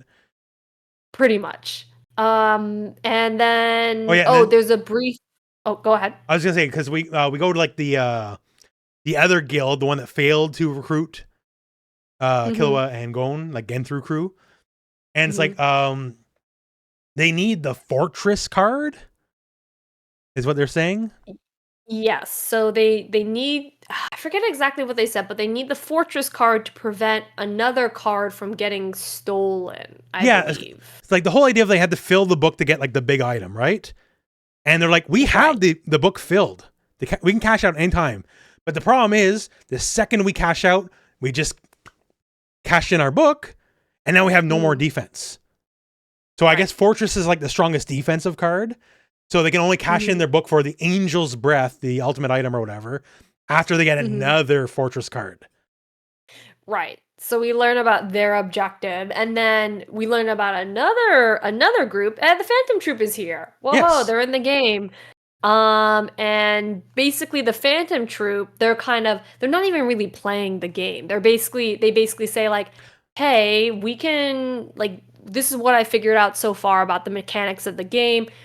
You know, it takes place somewhere in the real world, so we can just literally grab all the items for this game and then they can take the items and export it back out to the base, right? So that's kind of what they're going for. Because so you were right. Shalnark is like, hey, Shizuku, your vacuum works here. And it's like, but he's like, it shouldn't. So we're probably in the real world. Right. But then now, coming back to that point I said I was going to come back to, how are there NPCs? How is there a cat man? How is there a 6-foot-tall cat man if it is the real world? I mean, I'm assuming similar to all the monsters in the world, these are like Nen constructs. That would be my best guess. But then who's that strong? To like, is his dad that strong? He just like add a second fake reality on top of like reality as it is that persists long after he's gone. His dad is like definitely up there in the top hunters of the world, and that's another thing. I don't know if it's this episode or the next episode, but they say his dad is in the top 5, so he's not even number 1. Nope.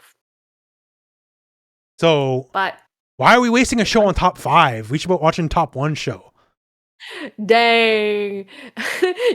You really said, if you can't be the number 1 fighting game player, just fucking go home. Well, that's the thing, you know, like we've set like an ultimate aspirational goal, right?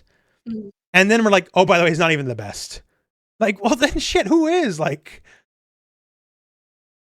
that's true, but and it's not like it's introduced after we get to him, right? It's not like, well, Vegeta, we're gonna fight, but you know what? You're not as strong as Beerus, which we won't learn about for 20 years. You know, like, it's like they're saying that out of the gate. You know, like. Fair enough. I mean, I think number 5 is still very impressive. Like, I'd be happy. No, it's strong enough, but just like, I feel like I'd throw him under the bus a little bit. Like, if there's someone stronger, you introduce them later. Like, you know, after we get there, and then you learn, then you have so much more to go. There was no point in saying specifically like number 5, I suppose. They could have said top 5, so it could be number 4. But if you say top 5, it's definitely not 1. Right. If it's 1, you say 1.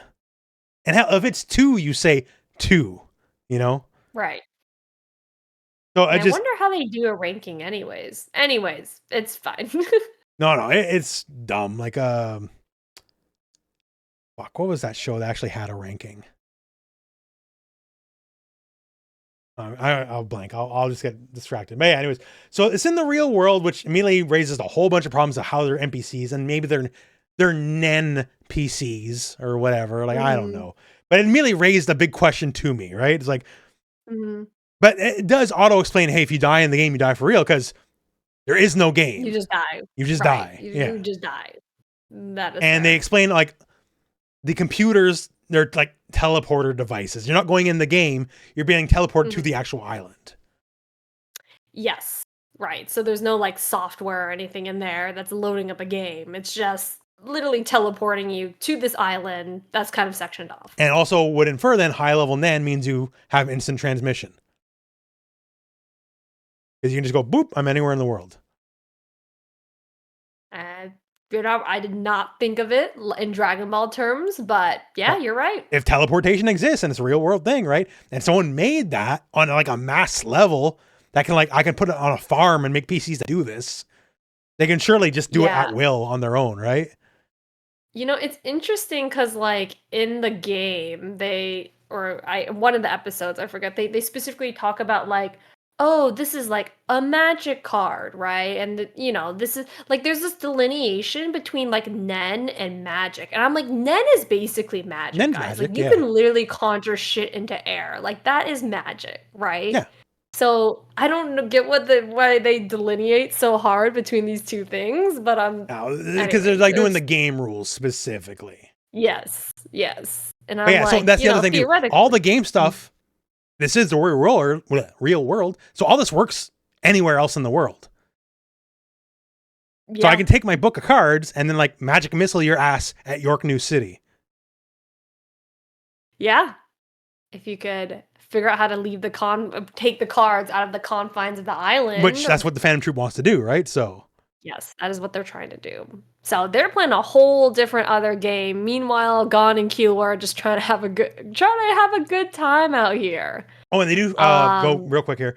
They do go to Finks and the Umbrella guy as well mhm. because they're in the game as well, and they're just literally out in the wilds PKing people. Yeah. Yeah. Literally killing people. And then there's one point where Gon and Killua I guess they decide to head to what's it called, Macedora or something Yeah, like like one that. of the cities or whatever. Yeah, they tried to go to the city And where this they is where can. Bisky attaches herself. Yes. And I did note And here, Bisky has the anime girl run. Because like they're running, Oh, they're doing like this, right? Yeah, she's going like this the whole time, right? Like yeah, she's playing up the little girl route. She's trying to act innocent and cute. but Um she's deceitful because she's older than she looks.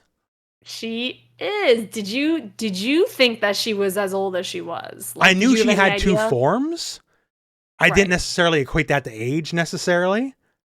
Mm. But yeah, so she's like a 57-year-old woman. Yes, she is not a young kid, and And she's granted, this the. is Japanimation, so this is Mhm. where that happens. You know, I mean, like it's like magic, right? But again, this is like magic. Like she's not even like looks younger. She just looks like a younger version of herself. She looks like she's a child, if yeah. that makes sense. Like she's skinnier, she's shorter. She's not like, "Oh, I'm 50 and now I look like I'm 30." Haha, it's like she looks like an entirely different stage of her life or maybe Mm. like an entirely different person. So, anyways, it's magic, Just Nen magic, genetics. whatever you Just want to call it. genetics, I guess. Great genetics. But yeah, and so Bisky attaches herself and they go on to Macedora and the mountains where one of the stages for Nen Impact takes place actually. Well, yeah, and they go to like the Griff side quests as well. Like, oh, they're sick and like actually like not sick, like sick, like I'm dying ninjas. And it's like we want money and clothes, and they give them money and clothes, and they get nothing out of it. And like Yep. that, like that, and then like, what was the point of that? Did they ever have quests like that in like the older games you played where they Yeah, just but like you at least get fucked like you 10 out? gold or like experience points or something. Not just like we're grifting you for money and clothes, Mhm. and that's it. like, and it's never addressed ever again, as far as I can tell, at least in these episodes. So it just felt weird. Yeah, it was very random. I agree in that context. Like, it just, like, I think maybe it's just to show how wild the game is and how Yeah, and they show like they unpredictable. fight a bunch of cyclopses, which have like tragically balding cyclopses, like because they can tell like they all have receding hairlines, which is a weird trait to add to that. Like you could just have a Yeah. bald cyclops, no one would argue it, right? But you have to show they're Mhm. all balding, which sure. Mix up the character design a little bit. They have like a horse thing that like Yeah, I got has here. like a The horse bubbles from nozzle. the stage. Because the one Yeah, stage has the horse bubbles. it's like a horsey, right? Like the Pokemon. Yeah. So a special horse and they got special and like they're figuring out like the weird rules of the games. And each time like Biscuit's like, these freaking idiots. They don't get the rules of this thing. I understand very well. Because they're here for the first time. And these idiots don't get it. I'm like, of course they don't get it. Like I don't know, it's just Well, like when you're teaching a new player how to play a fighting game, do you I ever don't get feel mad at you for not like, understanding every rule right away. Like okay, that's fair. what do you mean you don't understand one frame links? Like 2 seconds after you bought the game. Like, no, of What do course you mean don't. you don't know what Oki is? Yeah.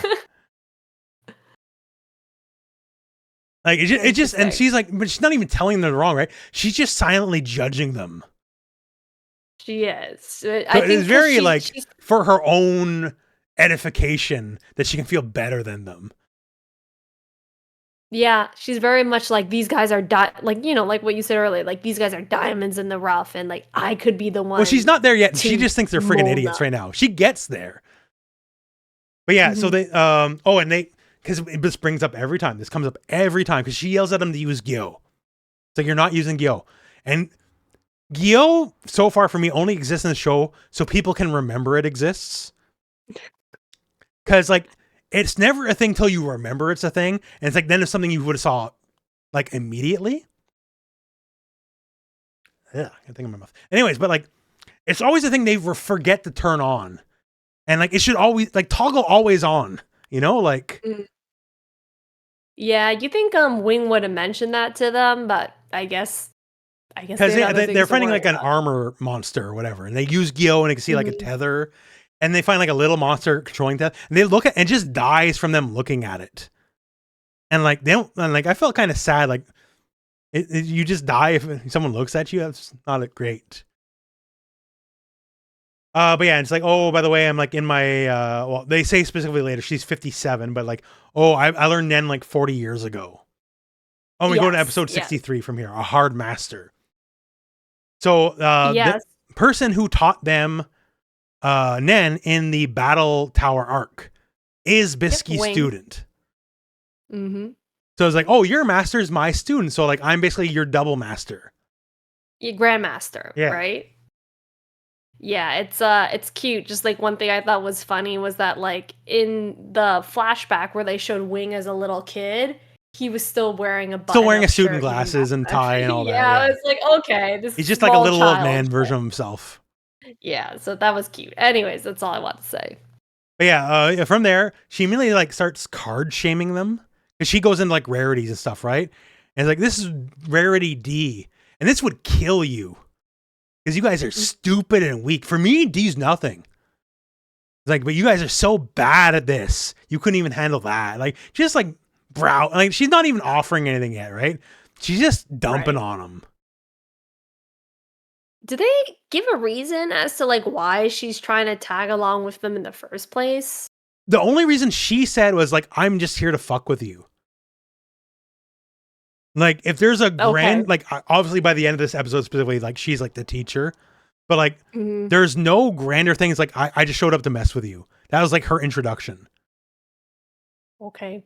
She could have messed from a distance. She didn't have to reveal herself. And like, and of course, it turns out, hey, the master's master, she knows Gon's father. So it turns out it's like very fortuitous. She shows up, I guess, right? But like, oh yeah. So then while they're like bitching at each other, she noticed like someone's going to ambush them.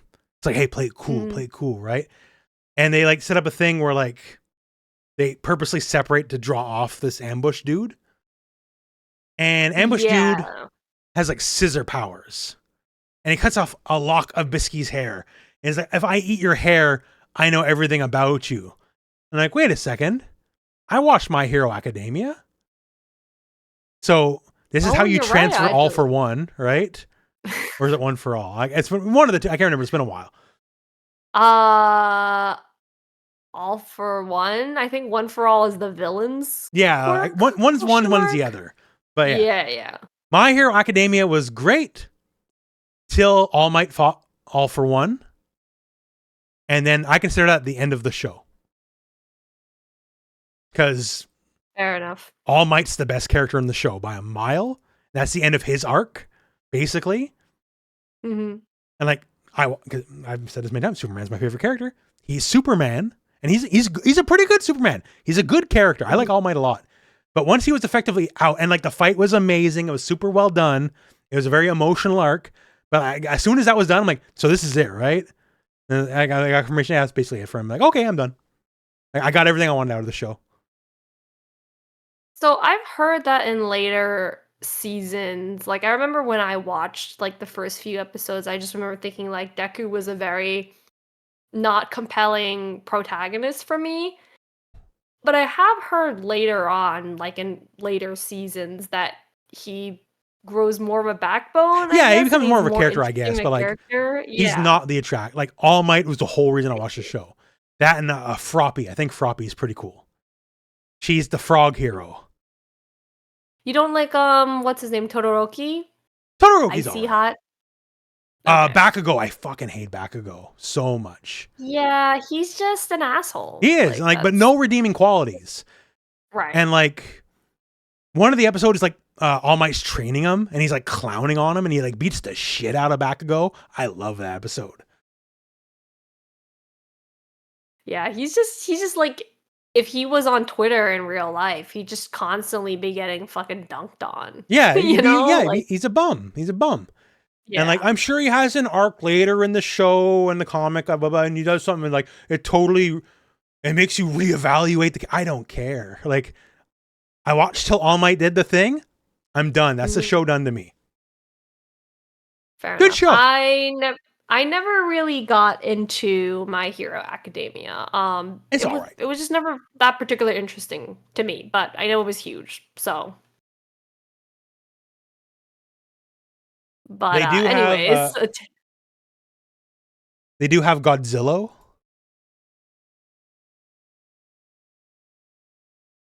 He's a hero and he plays movies. And he plays Godzilla in the movies. Oh, that's fucking funny. Yeah. For a moment, I thought you were talking about Hunter x Hunter. I was like, no. Wait, Godzilla's Hunter x Hunter? His name is Godzilla, I think. That's okay. That's kind of like a good. Yeah, he's the monster hero, though. Godzilla. Yeah, he's got like this awesome like Hokage cape design. Yeah, he's got like this whole like too. fucking New Japan Pro Wrestling entrance gear going on here. That's like, awesome. Yeah. And I just like, he's like, hey. Like all these so like. Is he actually just Godzilla? Canonically, he's Godzilla, but he plays Godzilla, I guess, in the movies. Interesting. Like the problems these guys have, really cool. I feel this guy could probably make easy work of a lot of their problems, like. So there's stuff like I don't mind My Hero, but like I don't love it like some people. Yeah, that's fair. It has its moments. Yeah, it's perfectly all right. But yeah, so anyways, I had them because like eating hair is a thing in My Hero. That's why we got there. I do like, so Bisky is like, okay, the guy eats her hair and it's like, oh, you're actually the real deal. Shit. Okay. And he's like, you know what? Okay, let's do a real fight.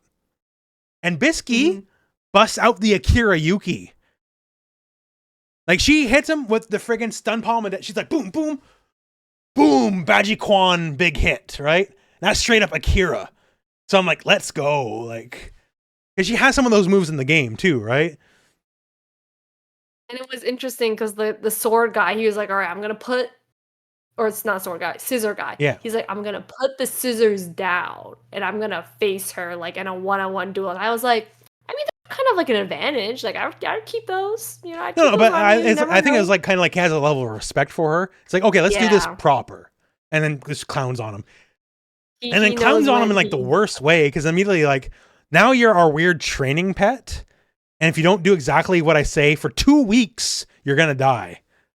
Yeah, I was like, that's an insane amount of time. I was like, Yeah. 2 weeks, 2 days, maybe two Like, weeks. in no uncertain term, like she effectively enslaves this guy.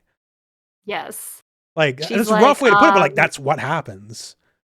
she's like, you guys are gonna try, like, you're gonna run away. The Gon and Killua are gonna try to capture you. If you try to run away out of this crater, I'm gonna kill you. Yeah, I'm gonna I kill was you. like, Like, oh shit. and like this is to the death, by the way, for everyone Mhm. involved. And like Right. like if I was going to kill him, I'd be like, lady, we just met you. Like, and you're power tripping on us in this huge way, like life or death. Right. It's that's one way to introduce yourself. But Gon has Gon But brain, so he's like, oh, what a great opportunity. right. And it's like they ended up beating the guy 2-on-1, but then he's like, no, we gotta keep doing it Yeah, until we because can like beat him 1-on-1. exactly, yeah, we beat him 2-on-1, but that's like, until we can beat him 1-on-1, we have to keep beating his ass. And he's just like, get me out of this living hell. Like, Yeah, and that it's not directly after here, but it does come up, because then immediately after all this, like, because oh, he tried to ambush us, he's a bad guy. Then they give him like this super pity arc of like flashbacks, and he's like a starving orphan. Like they show him as like literally skin and bones, and he's like being mistreated as a kid, and now we got to feel bad for him. yeah, he like tries to return a wallet to this couple, and the couple beats the shit out of him, and like that's why he became evil, was because Yeah, it's like he was I didn't mistreated. even want any money, or even you didn't even have to say thank you. All you had to do was not beat my orphan ass into the dust for returning your stolen wallet. And like it's just a weird arc, like because this is all the same episode.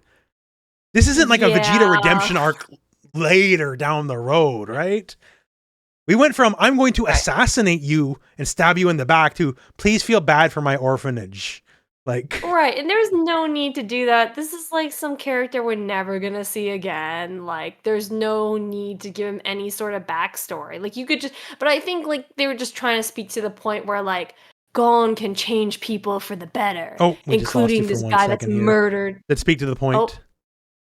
It just speaks to the point where like basically they're saying, oh, Gon can change people, even these dudes that have murdered probably once again, I hundreds of keep bringing up the people. Goku thing because he's a lot like Goku. Because all of Goku's enemies become his friends, right? And Gon has like the good guy Ray, where like you'll repent your ways, like. But Pretty much. I do want to bring this up here because when I got it, I'm like, I gave him like a little golf clap. So at first when they're fighting him, right, he's too quick for him. Even when he's like hurt, he's still above him, right? And he's like slashing with the scissors and all that. It's like, they're like, whoa, hey, whoa. It's like, okay, we can't do this. So eventually they pick up these giant rocks. And it's like, okay, we can use these to like block the hits, right? Right. And what do rocks beat? Scissors. Rock beats scissors. They just had the rock, paper, scissors tournament earlier. Oh my That's why they did it. Rock beats scissors. And you know Gon's powers, right? His in the game, he has like the rock, paper, scissors punch, right? Yeah. But I'm sounding like, oh, they're literally using rocks against scissors. So like, this is a very deliberate metaphor they're going for here. That's funny. Actually, I never even noticed that. That is really clever. It took me a minute, but then like, oh, you're doing this as a thing. Okay, I got you. And like going back to like many episodes, this is where you bring in Read or Die, and you bring in the paper, and then the paper can cover the rock. But yeah, I have here, it's a Chairman Netero Dodgeball Round 2. Because like it's like kind of like a little mini quick training arc, right? Like them playing dodgeball against the chairman. Yes. Yes. This is also where they mention Gon's dad is top 5 Nen user. This is where she brings up Gon's a diamond, Killua's a sapphire. Because then she's like seeing the value, like, oh my god, they're growing in leaps and bounds over the course of these days, right? And then it's really interesting because you think the episode would end up on the scissor guy giving up, but no, the episode continues and they actually get to Macedora, the city that they're trying to go to. Well, they do, and then they come right back. Yeah, and then they come right back, and then they have to, like, dig through the mountains with these shovels to get back t and I guess it's just to show, like, again, more of a training arc, maybe they're just trying Yeah, to it's all shove training in stuff. more. Yeah, they're just trying to shove in more in one episode, but I was like, "Well, you probably should have, like you built up this villain, you should probably have ended on him versus, like, adding Disposable in this villain. Like you little." mentioned him giving up. He tried to give up. And this is when Gon's like training mode maxing on. It's like you don't get Mhm. to give up. I have more to learn from you. You will die at my convenience. Only when I've like wrung everything out of you I can get. Yes, that was pretty fucking crazy. But yeah, then Um, they do the whole sad arc and like, but she like they get a max training out of them. They do, and they mention they go to town, right? So they go to mhm, town only for her to go to like a Magic the Gathering store to like buy a bunch of cards. yes, Like, okay, now we're going all the way back right. to where we came from, and the Magic the Gathering cards we got were shovel and wheelbarrow. Right. Not even the cool cards, just like Yeah, a shovel. not even like a mythic rare shovel. Which, oh, anyone's got an extra, by the way. Extra Giss's favorite shovel, which is a mythic rare shovel, by the way. Oh, wow. I have a Gissa deck, and I just want it for like thematic stuff. Gissa, she's a there's multiple necromancers in Magic, right? She's the Okay, working man's necromancer. Like we have like the okay. necromancer planeswalker. Gissa So what is is working man's necromancer? What does yeah. that mean? She goes into the graveyard herself with her shovel, and she digs up everything by herself. Okay. Like she's not super powerful like some of the other necromancers, and her shovel is the Necronomicon.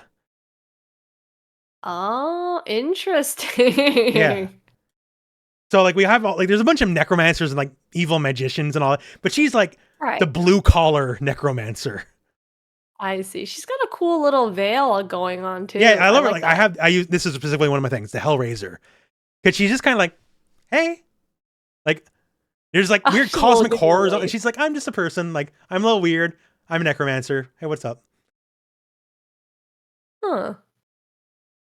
Yeah, she's Very cool. interesting. And she has like this kind of like a Victorian era, like you said, the veil, Victorian era look. There's a bunch of different versions of So Gissa. with the cards, do you have multiple versions of like the same person Oh yeah, in like a lot of the card most famous form? characters have like 20 versions. Oh, okay. Like I Gissa only has like see. 3 or 4, I think. And it's funny too, because Gissa's shovel is a reprint of Lucille, like Negan's bat.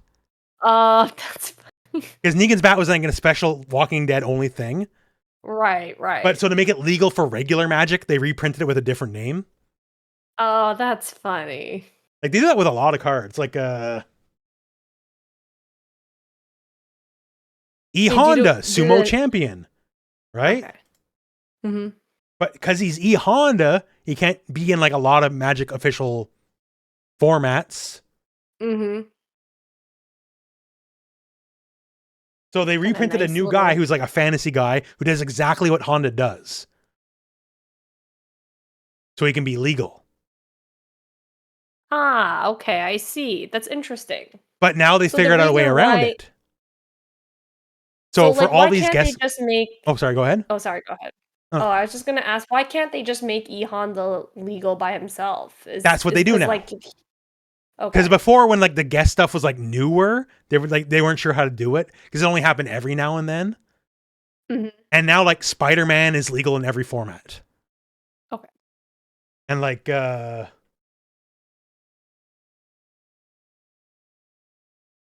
some of the Spider-Man cards are like really good, like Spider-Punk or which Spider-Punk? This Spider-Punk. And like he's Ah, legal in cool. every format, right? So like even in the formats that are Mhm. like super busted, that allow like all the old cards from forever ago, back when they didn't know how to make good rules, like this card's Mhm. competitive in those formats. Wow. Okay. So now you're just like, yeah, I need Spider-Punk. Spider-Punk's cool. I like Spider-Punk and Into the Spider-Verse. Yeah, he's really, I really like Spider-Punk. But they're smart. They do it well. Like J. Jonah Jameson, when he enters the battlefield, suspect a creature, because suspect is a rule. And whenever a creature has menace, because J. Jonah Jameson hates those menaces, because Spider-Man's a menace. So if he interacts with menace, he gets a bonus. Oh, that's very clever, actually. Yeah, like, man, that's why it's taken off, because they're really smart about it. Mhm. Like, it's not just like they're doing blanket rules or whatever. Like, it's good. It's like pumping out cards necessarily. Like there's some rhyme and reason as to why they might have certain abilities for certain cards. Yeah, like the Sinister Six, famous Spider-Man villain group, right? So it's return 6 different creatures from your graveyard into play. So it's like all of a sudden nothing. Then like, oh, there's exactly 6 of us, and we're the Sinister Six. You know, like, so they do it really well. That's why it's working so good lately. Cute. I like. Because like that a lot of purists, actually. like they don't like the guest stuff, which Mhm. hey, wonder where we can draw comparisons with not liking the guests, right? In the FGC. I was But gonna say we just had a similar conversation earlier. yeah. But yeah, like for the most part, it's done so well, it's hard to argue against it. I mean, if it brings more people into the game or like into a fighting game, it's kind of hard to, especially money. It's kind of hard to argue. Hey, like to not one of my include friends who them plays again. Magic a lot, right? Mhm. He bought a 360, because he was a PlayStation 3 guy, but he bought a 360 and a fight stick just to play Ezio and Soul Calibur 5. That's dedication. Yeah, like, especially Soul Calibur 5. yeah, Wow. well, he loves Assassin's Creed, right? So he got in the fighting games for, because then all the time, like at the time, like, I play Magic with him for years, but like, and then finally it's like one day it's like, so Mike, fighting games, teach me fighting games because I need to play Ezio. It's always the one guest. My another friend, I also play Magic with, bought Mortal Kombat 11 just for RoboCop. Okay. Like, fair enough. It works. It like, does. I don't know how many people are going to buy the Robo- Magic set for Ultimate Green Goblin specifically Ultimate Green Goblin. But like, there's enough Spider-Mans that one of them will get you. That's true. Now if the new Avatar: The Last Airbender set, The Avatar set's really good. Sozin and what the fuck's the son's name? Firelord. Ozai. Sozin and Ozai are really good cards. I was like, really good cards. The one Katara card's like legacy playable, maybe. This card's messed up. Like, basically, just do what you're just play the game regularly, and she'll draw you more and more and more cards. Wow. Like, to potentially an extreme amount. So, like, that's really good. Drawing cards is how you win the game. And there's a blue Katara, there's a green, white, blue Katara, there's multiple Kataras, there's multiple Aangs. So the colors, like, shiny. Yeah. Like, I think there's a 5-color Aang. Like, 4 colors. This is like rainbow? Avatar form Aang. Ah, okay.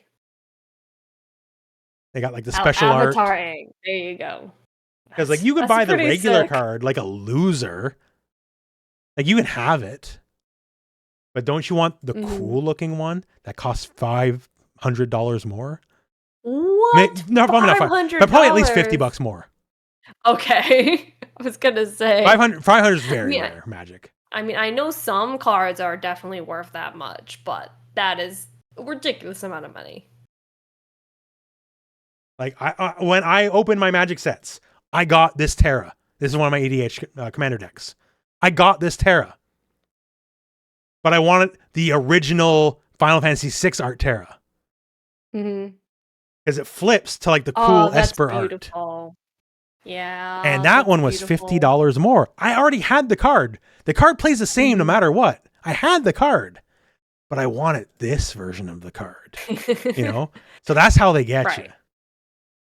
Yeah, I mean, they literally have basically gamified like what is essentially like gacha skins or like, fighting game character skins, right? But on a much more efficient level. And like at some point, I already know. I saw it literally this morning. So I grew up a Venom guy for Spider-Man, right? And the original famous iconic Venom run is Venom Lethal Protector. Okay, I'm just going to open a tab here just so.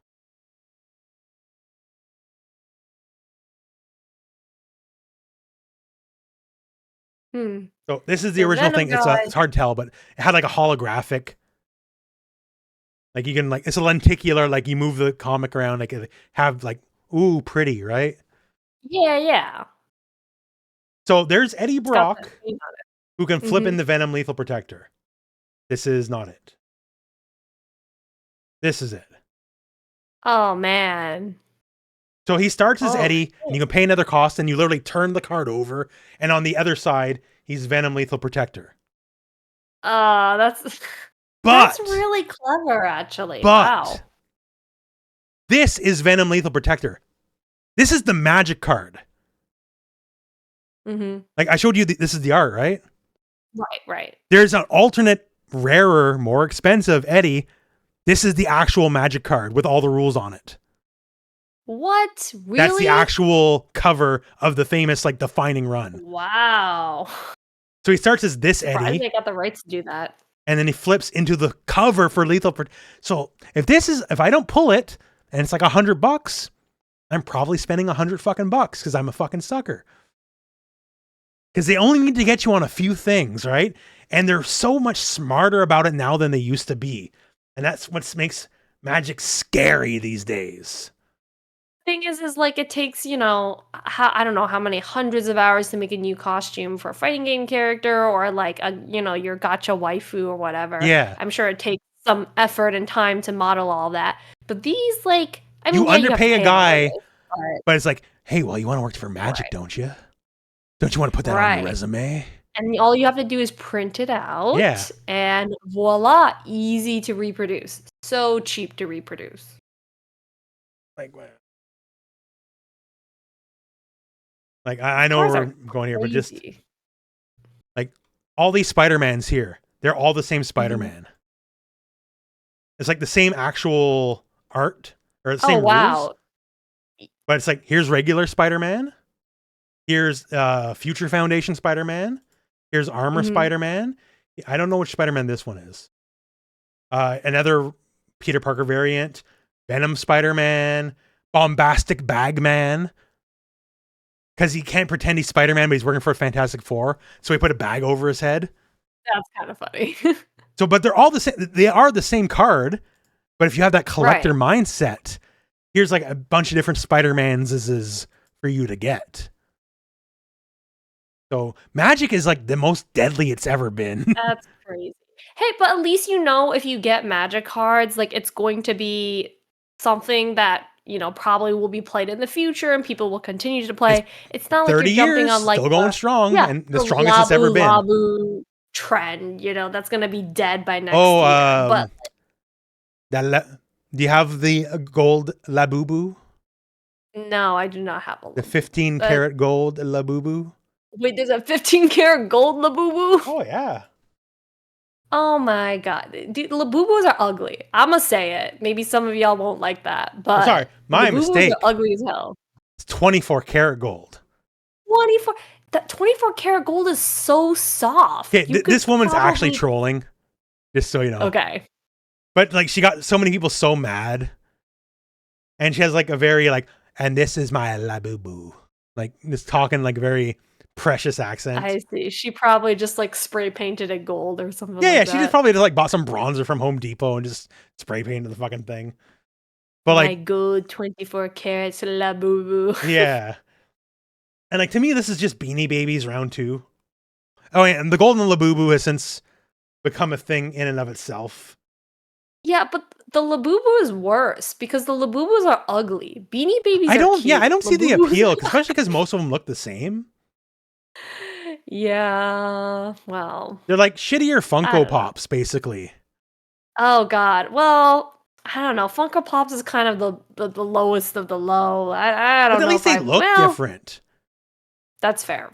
These are Wait, do they though? These are like garden gnomes, but less varied. Do you know about Mofu Sand? It's like a cat brand that's super popular in Japan. Mofu Sand? Mofusand. Yeah. I am obsessed with these cats. They did a collab I in can see the Uniqlo. appeal. They're really cute. Okay, they're not like 400 whatever how many dollars there are to get a little plushie. It's like $30. But in Japan, these are super popular. I am obsessed with the Mofusand cat. Yeah, okay, like a little squid cat, I can get behind that. Yeah, they're adorable. This is still more different than Labubu. Yes, they have little different outfits. They do collabs. They did a Sanrio collab. Anyways, that's my dumb obsession collector wise. Other than I guess like magic kind of, and then obviously anything like fighting game related. I have a bunch of that, but anyways. I know they got the one for they'll get Street me Fighter. somewhere. I don't know what you call these. They're like gremlins. Oh wait, they're the Tsum Tsums, right? If maybe I don't know the name. I like these. Yeah, You could buy these, they're I called probably would. Tsum Tsums. Well, I'm sure Because you I can buy them think in they Japan. started. Because I think they used to be like a Disney thing. Like they're Disney Tsum Tsums, like TSUM, like Tsum Tsums. And then I guess now they've expanded to other properties. So like these are all right. I don't mind that. not cute. Like the problem with Street Fighter merch is there is no shortage of Street Fighter merch. It's just 99% of it is in Japan only. Yeah, like we got the balls. Hey, I got the balls right there. The little. Oh, the inside out one. Yeah, right the one there. that's on your shelf. Yeah, so I got both of those. Yeah, there is a ton, especially now more than ever. There's a ton of Street Fighter like 6 merch specifically in Japan right now. So yeah, because it's blowing up big. Like, yeah, if you go next year, World there's a lot of Warrior merch. had like shit. I can't remember, but like a record-breaking amount of entries, just like the other day. Yeah, like I think Modern also adding in the Modern controls has. Well, Modern was a set. Like I know, God knows. As someone who runs a popular YouTube channel that covers Street Fighter, I have to read the comments, and whenever Modern comes up, it gets rough. But like Modern is a success. There's no way to put it. 100%. Like fully a third of the player base uses Modern. Right, which is insane. Think about that. Like, is Modern for me? No, but like I'm a weird old guy who grew up with Street. Like it was never gonna be for me, right? Right, it's for the new players to get into fighting games. The only I mean, problem, if you want to call it that, and this is a future, like Street Fighter 7, you don't get to not do Modern anymore. You have to do this forever now. Right. And the problem is, come Street Fighter 7, then they're probably going to change the game rules more again to fit Modern again more. Like we already changed the rules for like, that's why charge characters, like you only have 2 charges because Modern only allows for 2 charges, right? Like at least for like Alex, it won't be a problem because Alex only has 2 charge moves anyways, but I don't know, but it's I think we'll see. I mean, they might end up simplifying a lot of moves. So, like what we've seen already with like City of the Wolves, so there are no longer charge moves anymore, right? So, charge is my favorite way to play. So, but then instantly, it's weird. Like I made the video the other day. What the fuck is Modern Sea Viper gonna be? It won't be Sea Viper. No matter, like, it'll be like a skinwalker wearing her as like a suit. Like, she might go, yeah, or something like that. But like, she'll make the noises. She might pound the ground and have a burn kick, but it ain't going to be that character. Like, no, that's fair. I mean, it's going to be interesting to see how they implement a lot of these skills, abilities going forward. Like, I'm like for, oh my God, I was going to say Athena, not Athena. For Ingrid. Yes. Like, well, Ingrid's like, she's barely a character to begin with. They're just going to reinvent her. Yeah. And so I'm excited to see what that's going to look like for sure. I've publicly said it. I'm terrified because I think they're going to make her Rose. And if they make her Rose, she's going to be my main. And then you're going to have like the most famous Ingrid hater fucking playing Ingrid, which is not going to be a good look for me. But it's good for you. It's good for you to have to change stances sometimes. The only thing, if it truly comes to that, I'm going to be very annoying, and I'm just going to say I always loved Ingrid. And if someone like links a tweet of me shitting on Ingrid, I'm literally going to delete that tweet and say, what are you talking about? It'll literally be, it's literally like you being like, I love Tekken Season 2. Like, I've always been a huge fan I've always of loved Tekken. Ingrid. I've always loved Tekken 8 Season 2. Exactly. I've always loved Skullgirls. Ooh. All right. Skullgirls hate. Nah, I don't even hate Skull. I just don't like Skullgirls. I wish That's I fair did. enough. Because everyone's like, oh, I love Skullgirls. And then I'm like, why?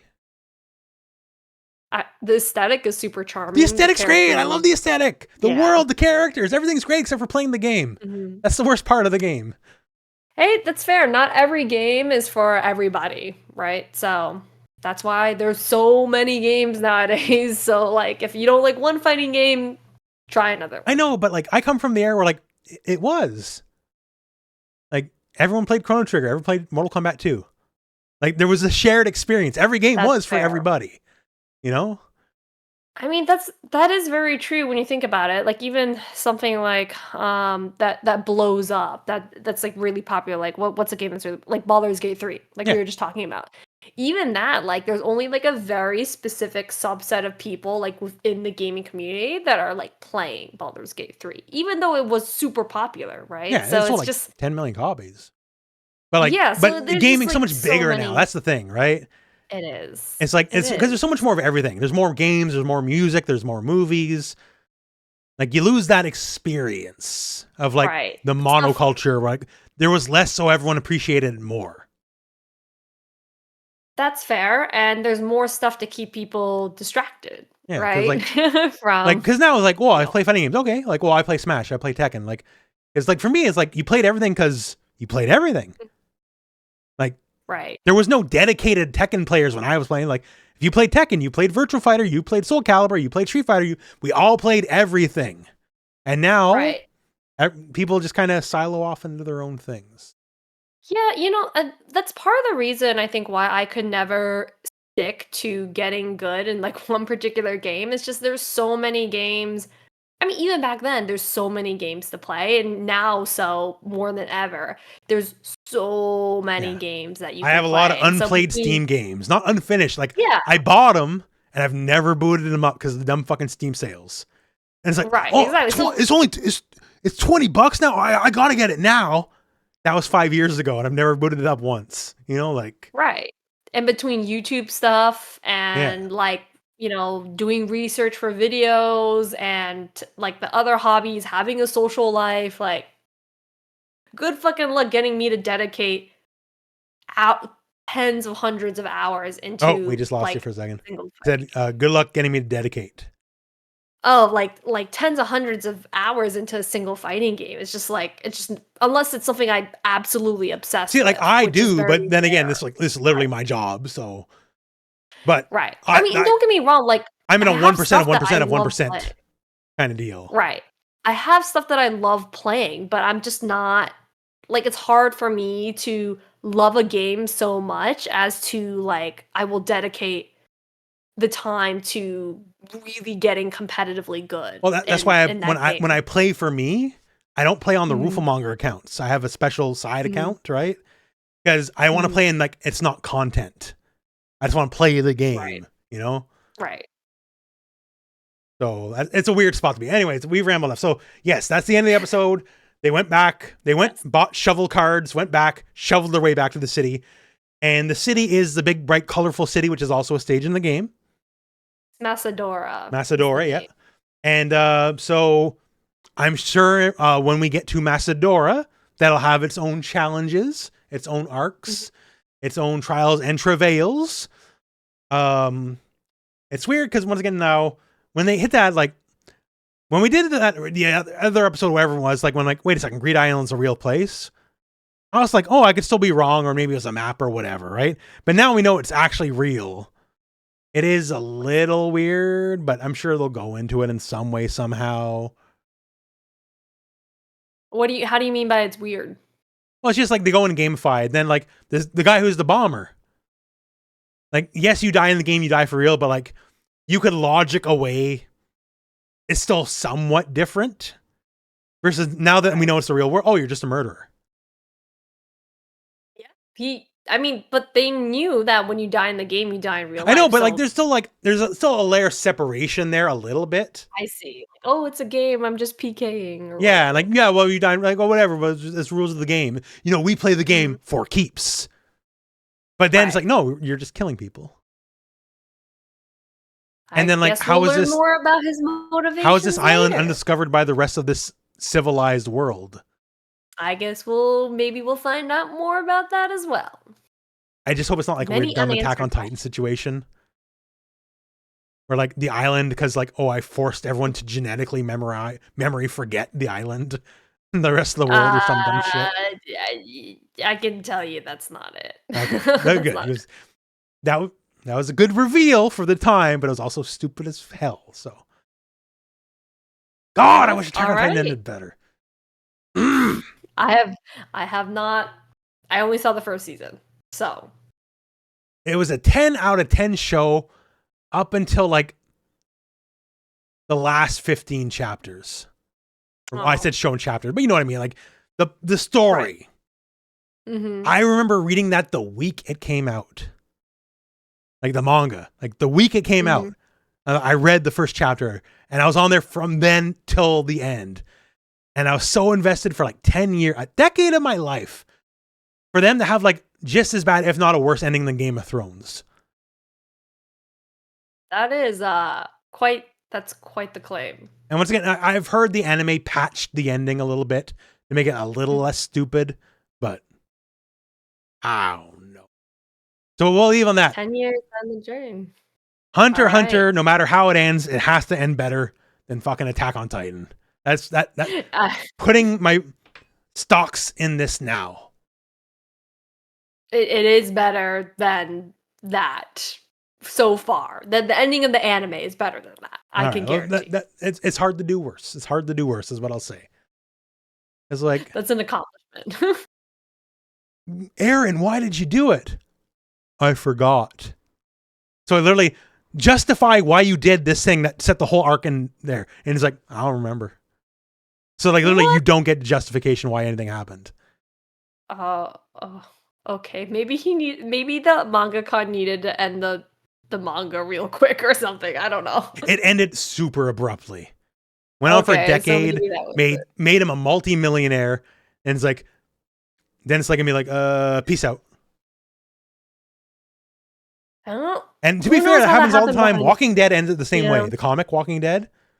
Mm-hmm. Walking Dead is like years and years and years and years and years, and they're like, bye. Like fucking ends out of nowhere. Yeah, it happens. And it really sucks. That's kind of how Invincible ended too. Maybe that's like a Kirkman thing. But then again, now the whole point of the show is to like all the rough parts of the comic are like they're like scrubbing it out. The show is so much better than the comic. Yeah, I was gonna say the show is great. Yeah, like I'm really enjoying it. The show is the patch for the Invincible comic. I see. So like anyone who wants to get into it, I always say watch the show first. Invincible show is so much better than the comic. The only thing is they don't have Science Dog. They have Seance Dog, which I did ask the devs, by the way. And they're like, it's a sticky issue. Oh. Because in the comic, his favorite comic is Science Dog. But Science Dog is an actual comic. So for the show, they made Seance Dog. Like, you know, he's like Doctor Strange, but a dog instead of Science Dog. Okay. And it's like, that's our legally distinct thing, right? And it's like, so for the fighting game, are you doing Science Dog or Seance Dog? And they're like, you know what? We're not sure yet. TBD. Yeah. Whenever that game comes out, I guess we'll find out. It's going interesting. I talked to him a bit. Omni-Man's pretty cool. I played Omni-Man for a bit. If you're looking for a Marvel vs. Capcom game that won't die one day after release, like Nen Impact, which was the whole point of us doing this show. Like, I feel like if we did like an Invincible watch along or something for like the Invincible game, probably would have been much more well received. Because Nen Impact, the whole reason we're here, came and went. Like even DNF Duel had more staying power. So hey, that just means if you're still listening to this, even after Hunter x Hunter Nen Impact flopped, kudos to you. You're the real ones. Exactly. Yeah. Especially after like this last like 15-minute train wreck of an ending where we're just so off topic. So that said, that is where we will end it for today. So there's no more Evo. There's no more Peru. Well, there is Peru. Peru will persist. Our proud and strong Peruvian viewers. But no more trips to Peru for the foreseeable future. No more trips to Peru. That is correct. Mostly a regular schedule-ish. Like, not that we have a regular schedule anyways. But by our exceptionally poor standards of what we do, regular-ish. We'll continue again. Every week-ish. Every week. Every 6 to 10 days. That's our promise to you. But yeah, so for myself, the Rooflemonger. And BABERUTHLESS. That is this episode of Gon With The Wind, and we will catch you next time. See you later.